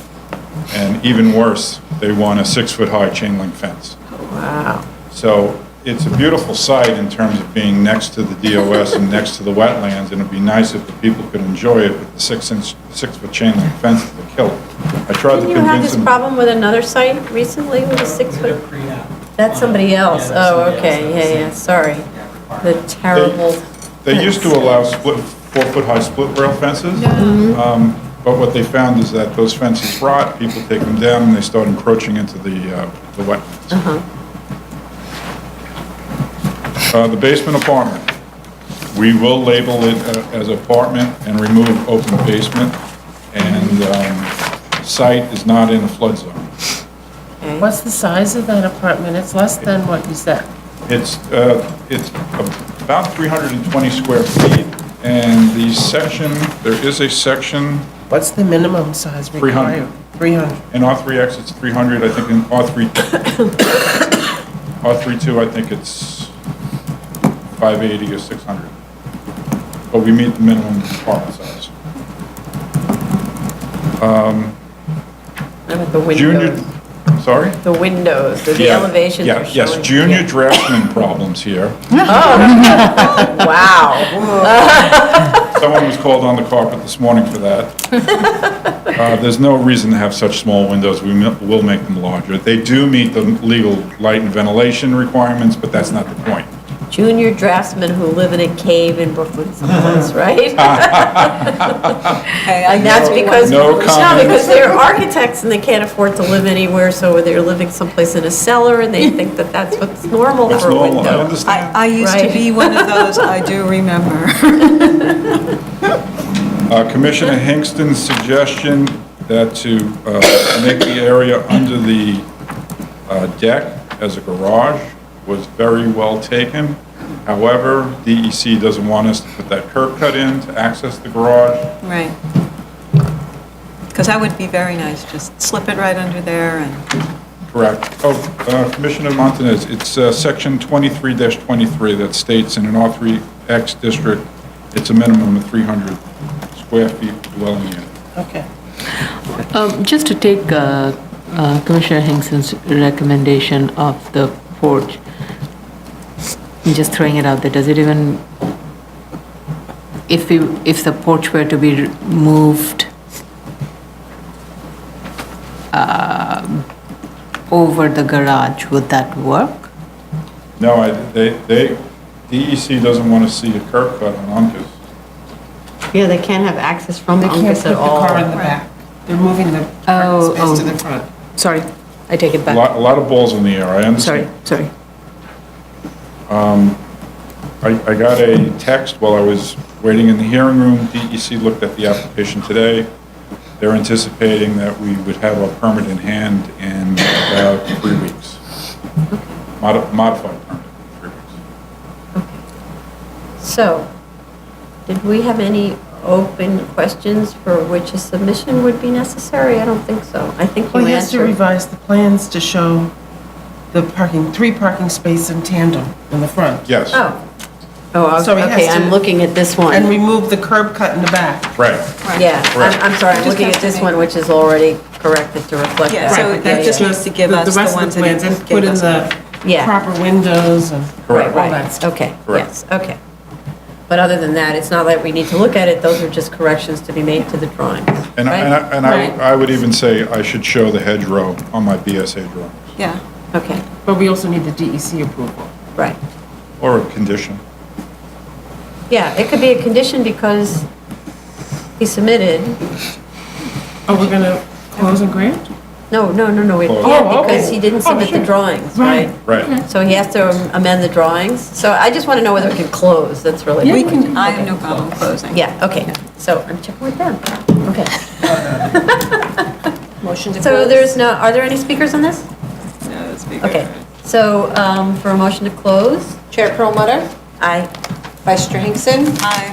Commissioner Montanez, Aye. Commissioner Otley Brown. Aye. Commissioner Chanda. Aye. Okay, how much time do you need to make the changes, and what do you think DEC, DEC is the longer run, so I'd go 3 weeks with the DEC. I could have the changes done tomorrow, but so if we did do 3 weeks on the chance, right? 1, 2, 3. What do we have, do we have any room on the 12th for a decision?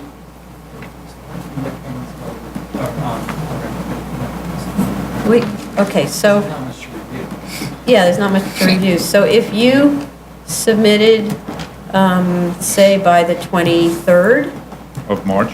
of March, Yes. we could have a decision on the 12th, and DEC submits any time during that time period. April 12th. Yeah, Thank you very much. thank you. Item number 3, 25315BZ, 997 East 22nd Street, Brooklyn. Good afternoon, Jay Goldstein for the applicant. I attended yesterday's review session, and I'll try and address the questions. The first question that was raised was regarding what's being retained or how much of the building is being retained. I know this is a question that was raised last week with regarding one of Mr. Platnick's cases. It's a similar case over here where we are retaining one of our walls and retaining all the floors, but I have foiled the plans for other approvals, and I'm going to research the issue, and I'll submit a response in writing with regards to Foil? this issue. I've the other approved 73622s. We have a No. FOIL request for Yeah, all yeah. the plans. It's not actually that, it's the architect, and I really wish he was here.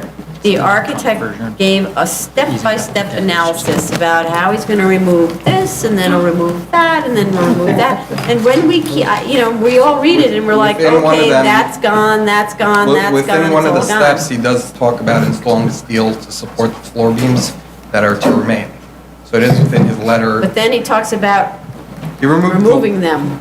No, not the steel beams that are supporting the floor joists. Okay, so we would need to understand how in the world there's still anything left that would be considered an existing building. Understood. And that's what Because, I'll. I mean, when you research this, also look at the case law that says you can't demolish the building and qualify for this.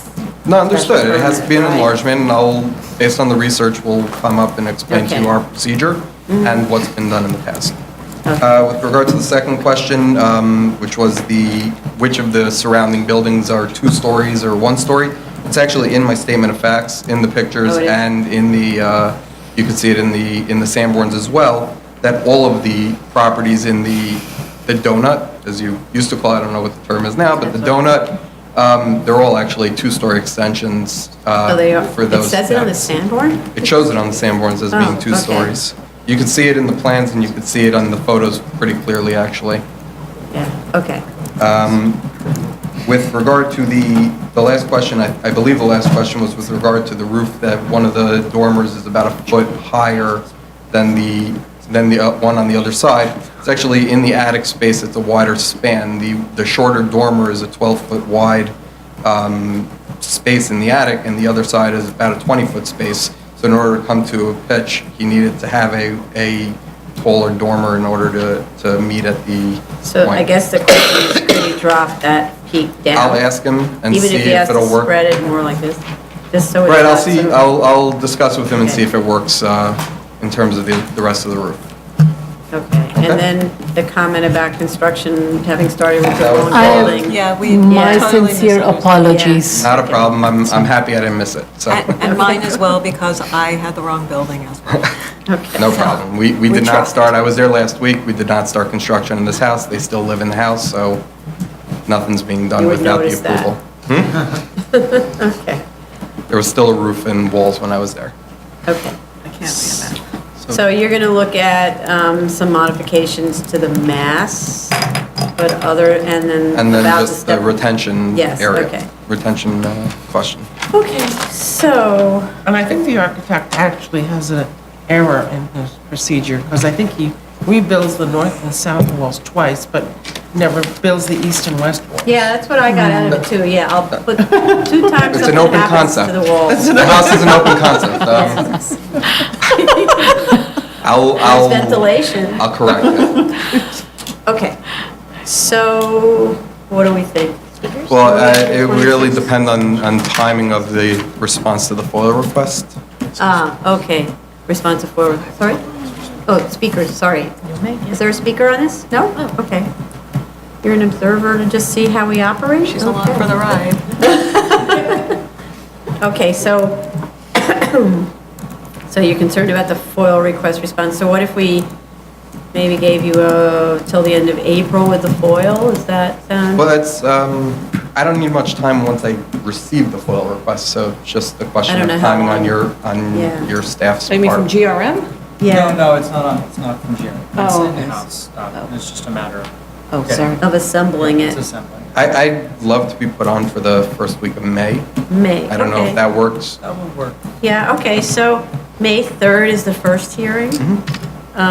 So that would mean a submission April 13th. Okay. And if you obviously need more time, you need more time. Yeah. Okay. Okay, great. Great, Thank you very much. This concludes the public hearing for March 8th, 2016. Wow. I have 4 minutes. That's 4 minutes fast.